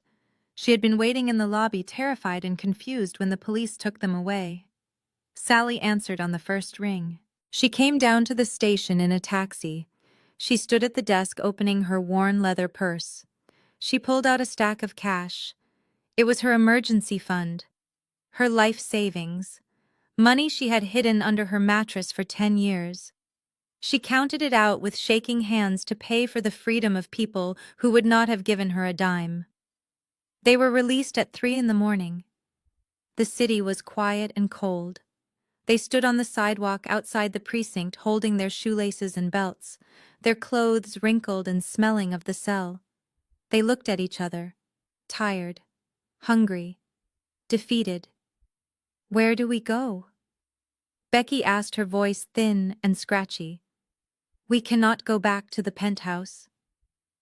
Terence looked at his shoes. He did not want to look at his father. "We cannot go back to our apartment either," he mumbled. "I turned in the keys yesterday. I told the landlord we were moving out. He already rented it to someone else." The silence that followed was heavier than the darkness. They were not just locked out.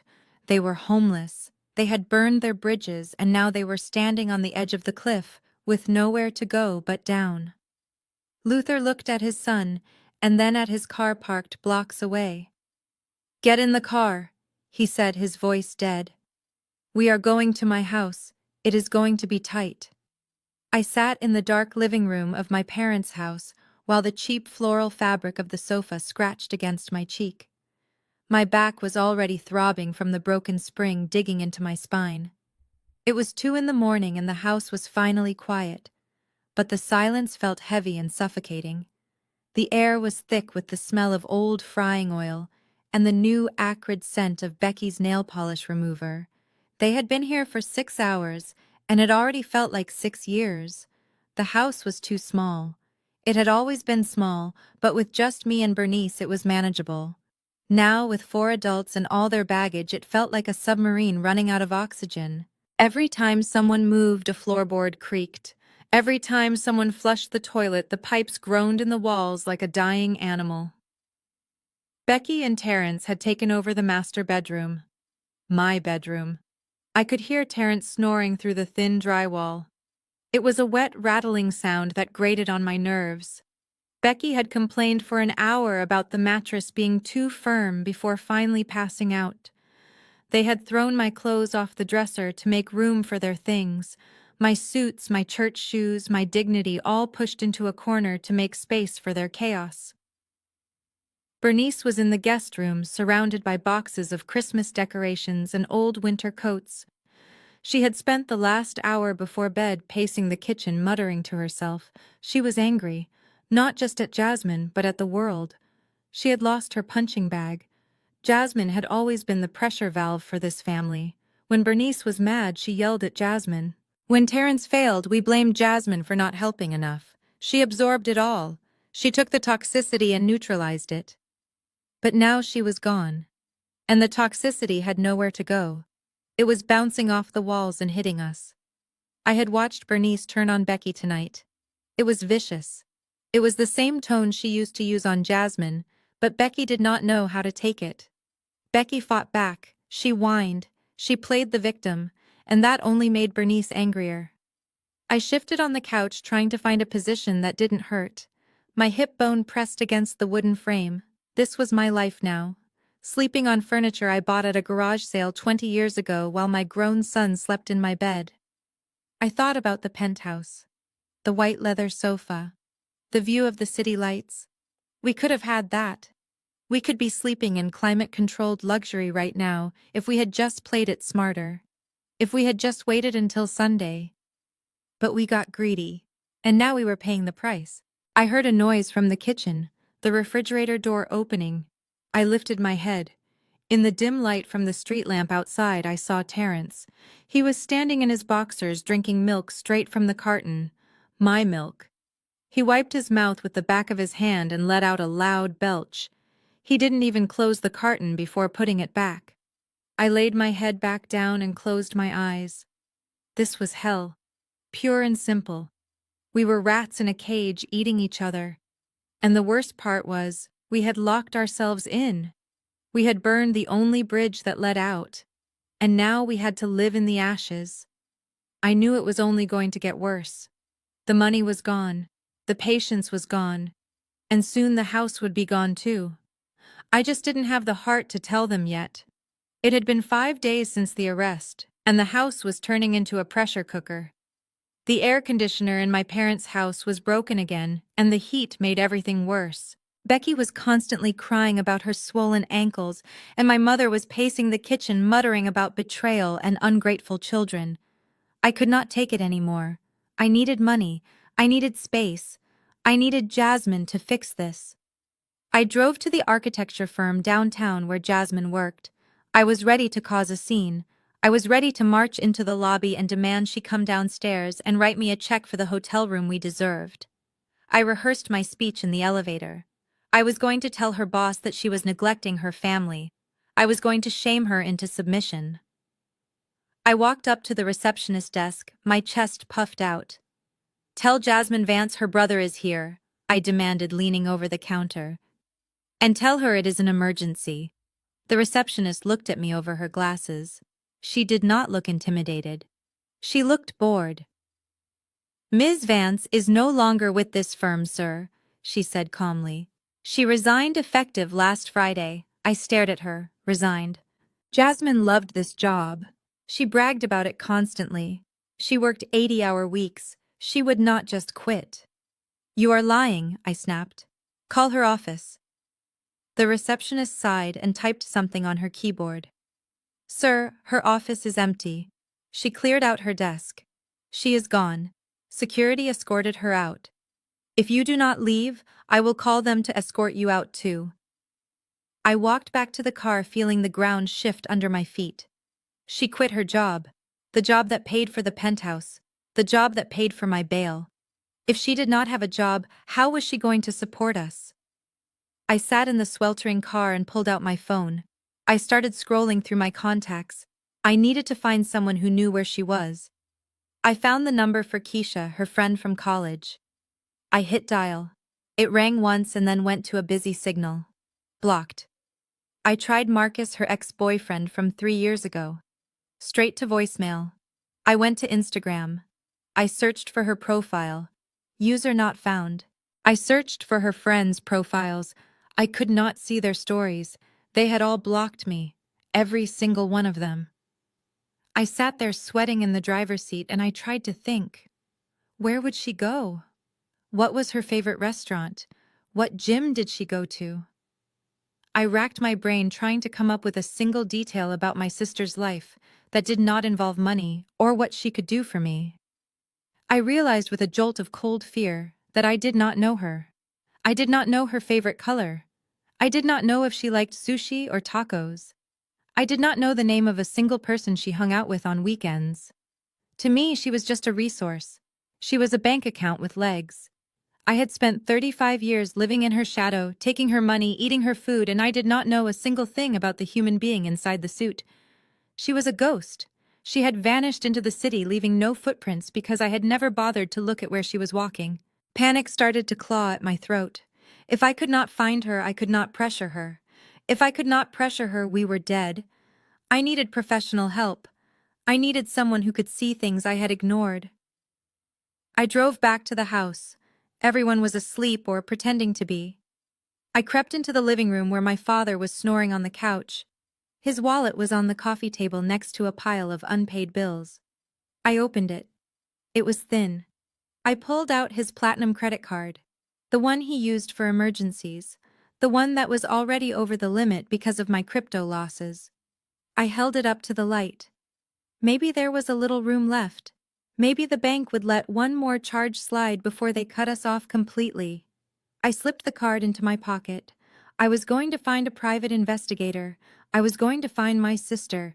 And when I did, I was going to make her pay for making me feel this small. It had been exactly 7 days since the police dragged us out of that luxury high-rise in handcuffs. 7 days of sleeping on a lumpy couch that smelled like mildew and regret. 7 days of listening to Becky complain about the water pressure, while Bernice screamed about how ungrateful children were, the curse of the earth. The air in my small house was stale, recycled through vents that had not been cleaned in a decade. I sat at the kitchen table staring at a bowl of cold oatmeal, trying to force myself to swallow.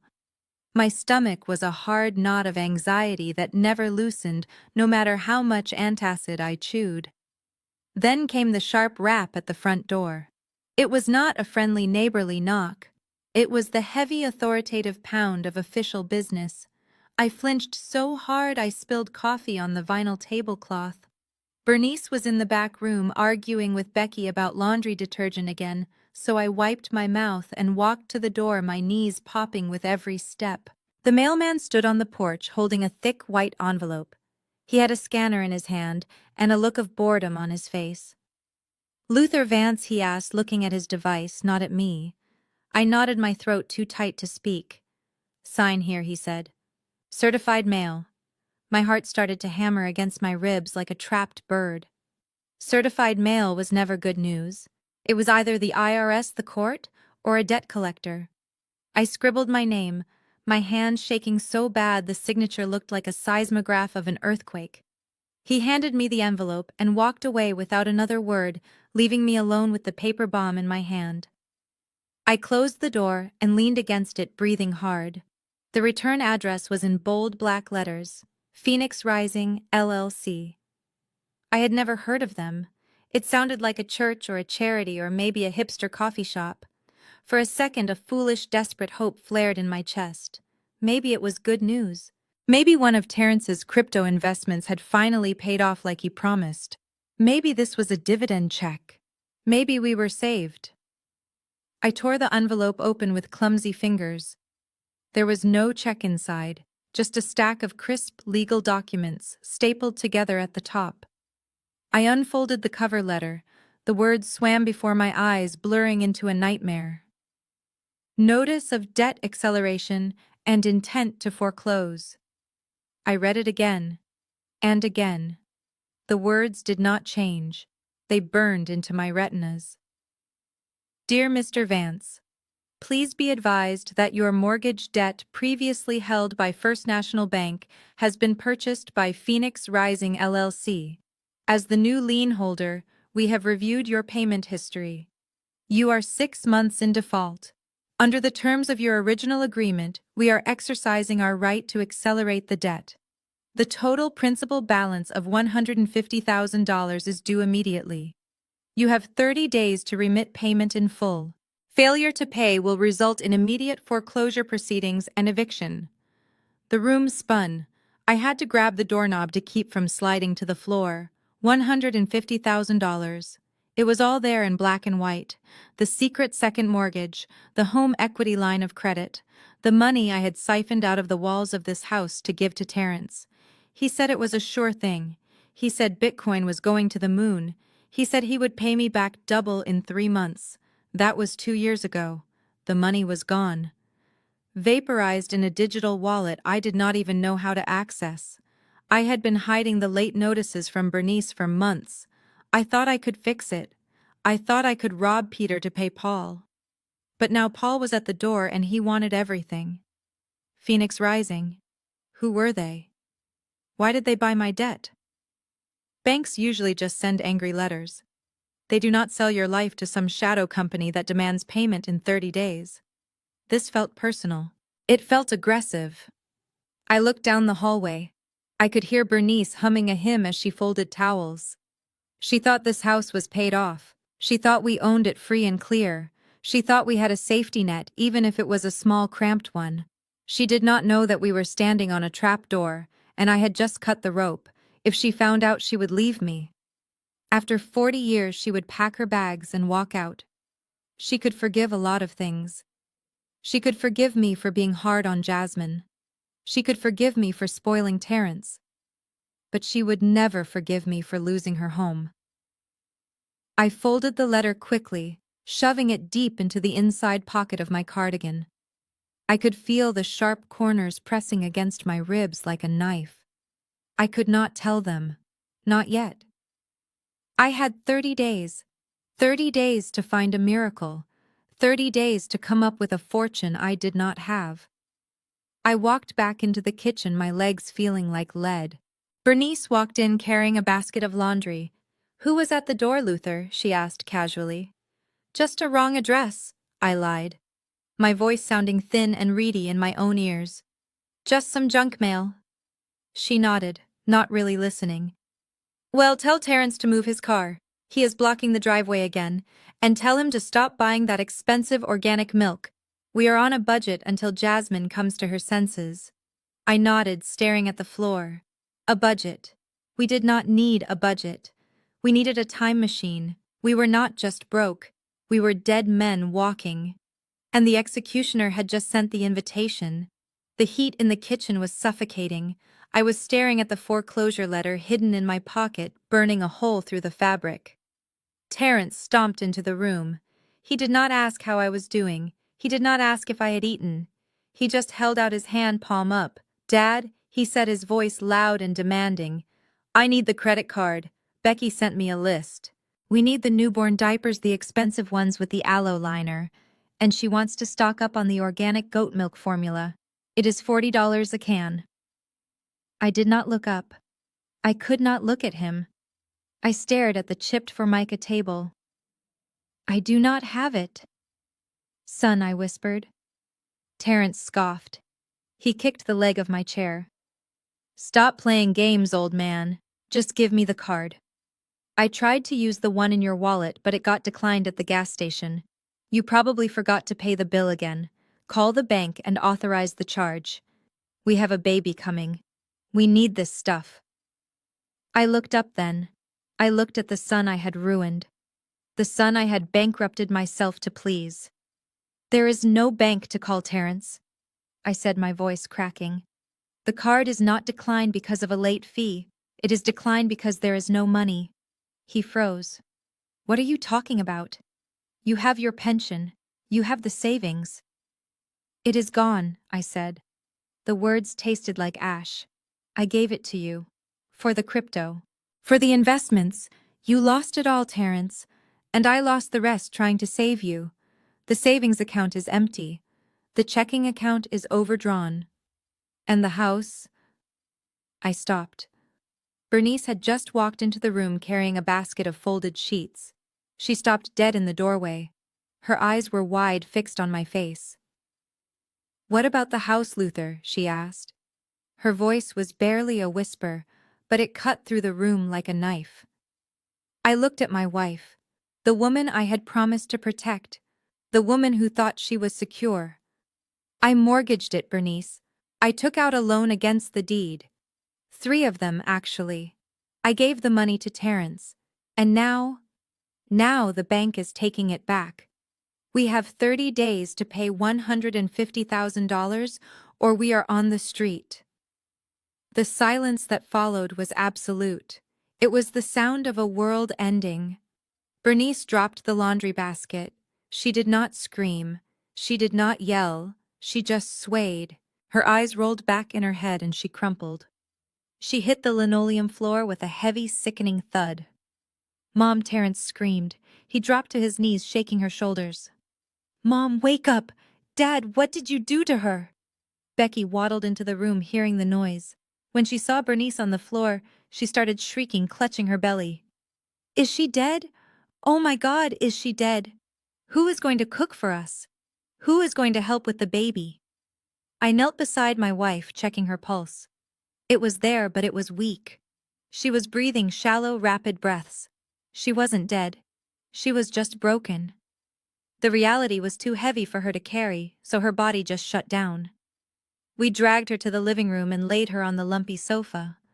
When she finally opened her eyes, she didn't look at me. She stared at the ceiling, tears leaking from the corners of her eyes. We are beggars, she whispered. We are homeless beggars.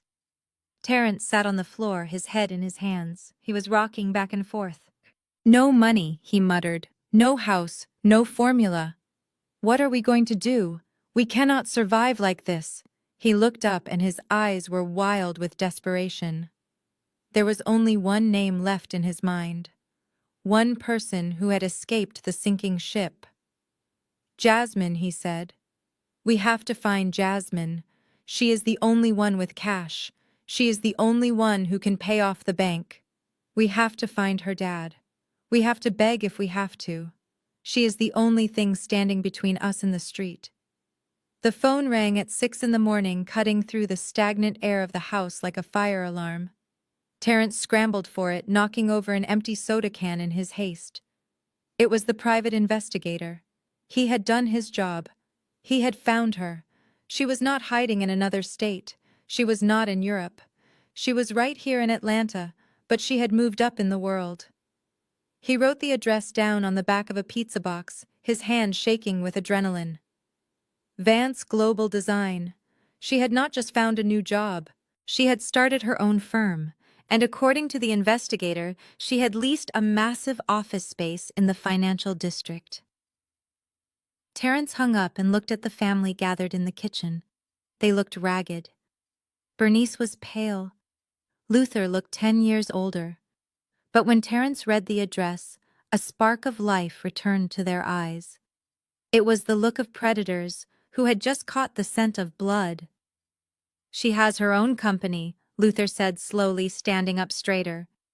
That means she has capital. That means she has investors.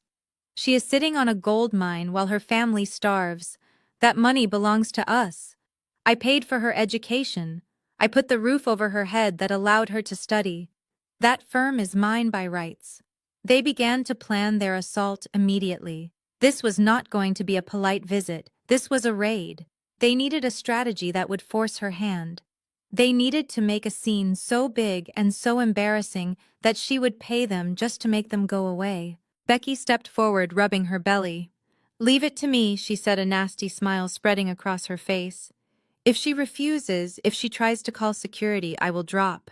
I will scream. I will tell everyone that the stress she is causing her family is putting the baby in danger. I will fake a contraction so bad they will have to call an ambulance. She cannot look like a monster in front of her employees. She will cave. She has to. Bernice clapped her hands, her energy returning. That is perfect. Use the baby. Guilt is the only language Jasmine understands. We will go there right now. We will ambush her before she has her morning coffee. We are not leaving that office without a check for $150,000. They got dressed with a frantic energy. They put on their best clothes, trying to look like respectable people who had been wronged, not desperate grifters on the edge of ruin. Luther put on his Sunday suit, even though it was wrinkled. Bernice put on her church hat. They wanted to look like the victims. They piled into the car, the atmosphere electric with anticipation. They were loud. They were confident. They cracked jokes about how they were going to spend the extra money once they paid off the mortgage. Terrence drove fast, weaving through traffic, his eyes fixed on the skyline. They felt like an army marching to reclaim a stolen kingdom. They felt powerful. They had the element of surprise. They had the emotional leverage. They had the weaponized pregnancy. As they pulled up to the gleaming glass tower that housed Vance Global Design, they saw only a giant ATM waiting to be dispensed. They did not look up at the cameras tracking their license plate. They did not notice the security guards speaking into their earpieces. They thought they were walking into a sheep pen to shear the wool. They had no idea they were walking straight into the mouth of a tiger that had been waiting for them to make exactly this mistake. The lobby of the Millennium Tower was a cathedral of capitalism. It was a place of high ceilings, polished marble floors, and hushed conversations where billionaires whispered and fortunes were made in silence. Then my family walked in. They were a tornado of noise and bad manners crashing into a library. Luther marched straight to the security desk, slamming his hand on the marble counter with a violence that made the receptionist jump. He demanded to see Jasmine Vance. He screamed that he was her father and he would not be ignored. Bernice was right behind him, waving her handbag like a weapon, shouting about ungrateful children and divine justice. The young woman at the desk looked terrified. She reached for the phone, but Terrence leaned over the counter, getting in her face. "Do not you call the cops," he sneered. "You call Jasmine. Tell her we are here to take what is ours. Tell her if she does not come down right now, my wife is going to have her baby right here on this floor." Becky took her cue immediately. She let out a loud, dramatic moan, clutching her stomach and leaning heavily against a decorative pillar. Oh, the pain, she wailed, ensuring everyone in the lobby could hear. "The stress is killing me. My baby is in distress." Security guards moved in, forming a wall of black uniforms between my family and the elevators. "Sir, you need to lower your voice," the head guard said, his hand resting on his taser. "You are disturbing the tenants." Luther puffed up his chest, ready to fight. "I do not care about your tenants. I built this city. I own this building. Or at least my daughter does, and that is the same thing." Suddenly, the elevator doors at the far end of the hall slid open with a soft chime. The sound was quiet, but it cut through the shouting like a knife. Silence fell over the lobby. Steps clicked against the marble floor. Slow, rhythmic, powerful. I walked out of the elevator. I was not wearing the soft sweaters or practical jeans they were used to seeing me in. I was wearing a charcoal gray Italian suit that was tailored to within an inch of its life. My hair was pulled back in a severe, sleek bun. I wore stilettos that looked like weapons. I did not look like their daughter. I looked like the CEO of a company that ate people like them for breakfast. Jasmine Bernice cried out, dropping her angry act and trying to rush toward me with open arms. "Baby, we were so worried. We just want to talk." Two guards stepped in front of her, blocking her path. She bounced off them like a bird hitting a window. I did not flinch. I did not smile. I did not look at her with love or fear. I looked at her like a bug on a windshield. "Let them through," I said. My voice was calm and low, but it carried across the cavernous room. The family smirked. They exchanged glances of triumph. They thought I had cracked. They thought the public pressure had worked. They straightened their clothes and marched past the guards' heads held high. "Follow me," I said, turning my back on them. I led them down a long corridor to the main conference room. It was a glass fishbowl visible to the entire office. I opened the door and gestured for them to enter. They walked in expecting a checkbook. Instead, they found 3 people waiting for them. My lawyer, David, the head of building security, and a court stenographer ready to record every word. I walked in last and closed the heavy glass door. The trap was set. They just did not know they were the prey. The conference room was soundproof, but inside the glass walls the air was vibrating with noise. My family did not sit down like civilized people attending a business meeting. They spread out like an infection, taking over the space with their chaos. Becky took center stage immediately. She slumped into one of the expensive leather chairs and launched into the performance she had clearly rehearsed in the car. She let out a sob that started low and ended in a high-pitched shriek that made the security guard flinch. "Jasmine," she wailed, grabbing the edge of the mahogany table with white knuckles. "Look at me. Look at your nephew. Do you have a heart of stone? We are sleeping on a floor, Jasmine. A dirty floor in a house that is falling apart. My back is breaking. The doctor said I need bed rest. He said if I keep having this much stress, I could lose the baby. She paused to look at me, waiting for a reaction. She wanted to see a crack in my armor. She wanted to see the guilt wash over my face. When I did not flinch, she dialed it up. She grabbed her belly with both hands, rocking back and forth. "You are killing him," she screamed, throwing her head back. "You are killing your own nephew before he even takes a breath. How can you be so cruel? All we need is a little help. Just a check to pay off the house. Just a place to stay. Is that too much to ask from a millionaire?" Terrence patted her back, looking at me with disgusted eyes. "See what you are doing," he spat. "You are a monster." Then it was Bernice's turn. She stood up, slamming her heavy purse onto the polished wood table. She pointed a finger at my face, a finger that used to terrify me when I was a child. Now it just looked crooked and old. "I do not know who you are anymore," she hissed. "The devil has taken your soul.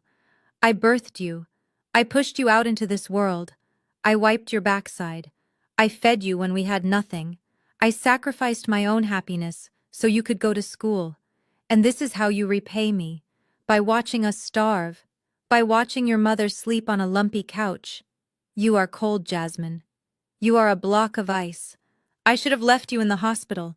I should have walked away then and saved myself the heartbreak."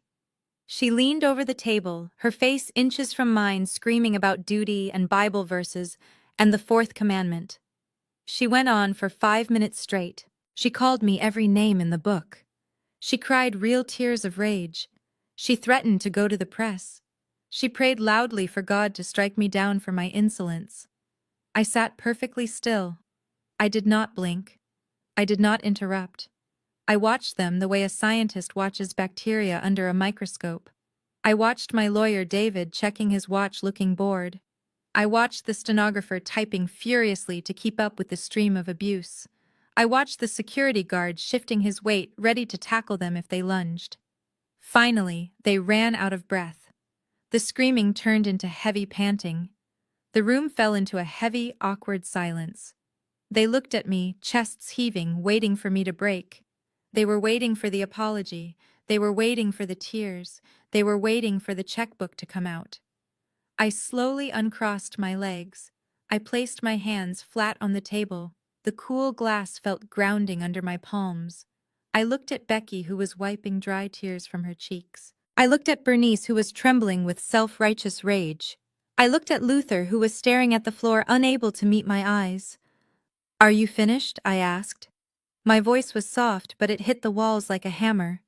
They blinked, confused by my tone. They expected a fight. They did not expect calm.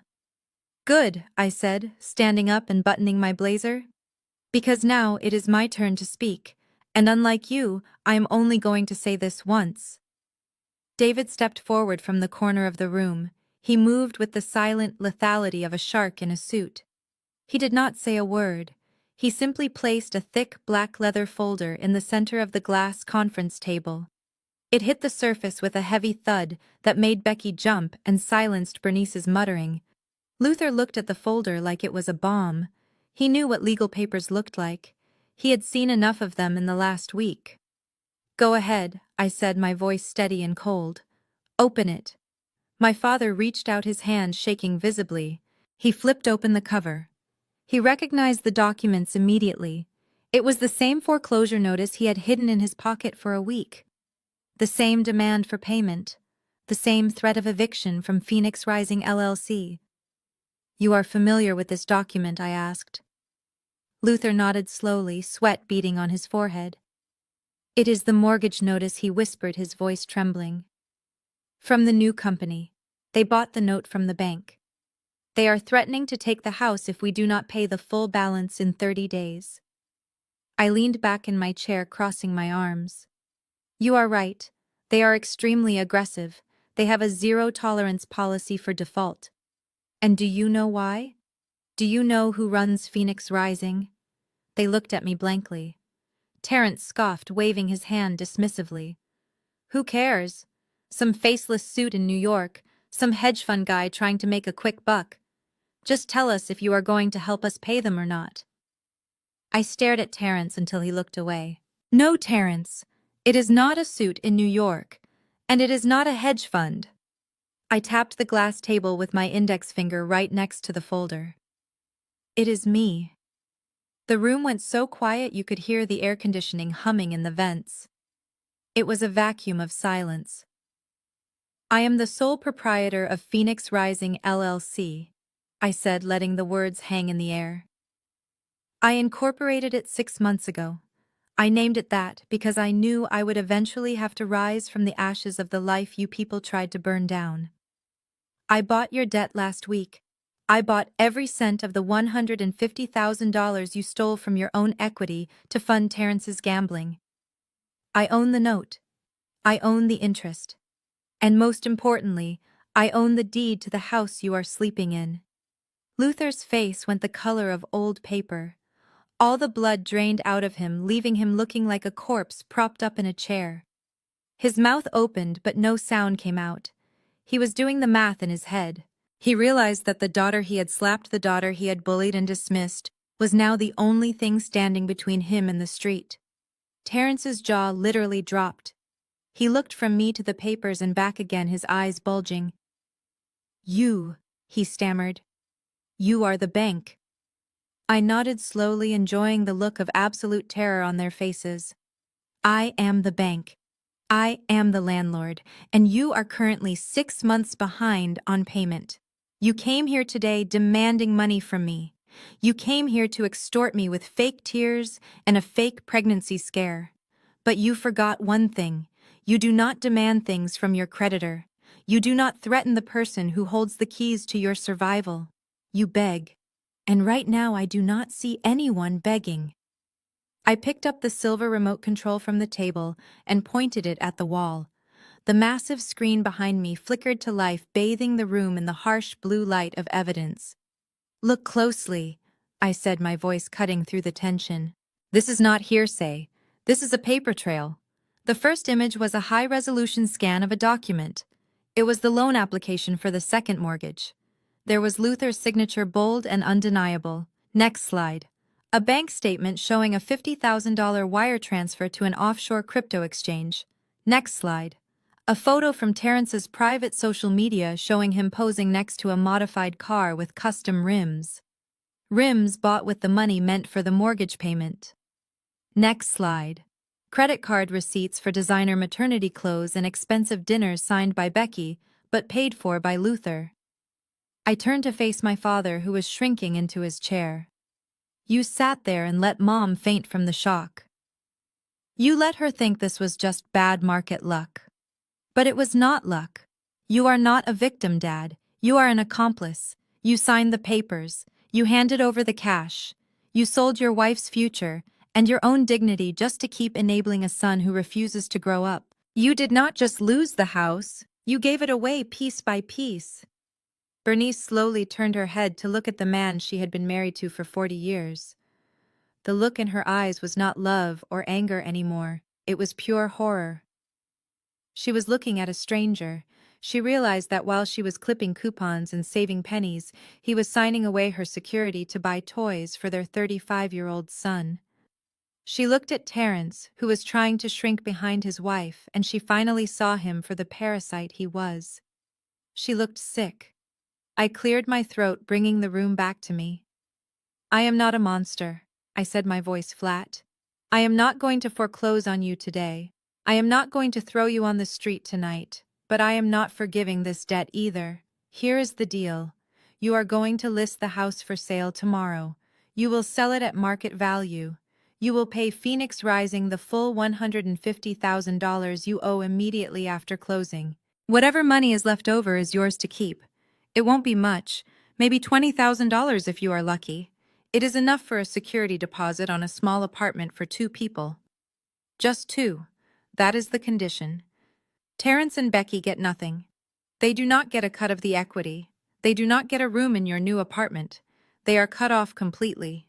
If I find out you gave them a single cent of the remaining money, I will sue you for the interest too. They are adults. It is time they learned how to survive without eating you alive. The second the words left my mouth, the act dropped. Becky stopped wailing.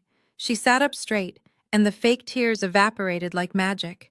She looked at Terence with eyes that were not sad but vicious. She did not see a husband anymore, she saw a dead weight.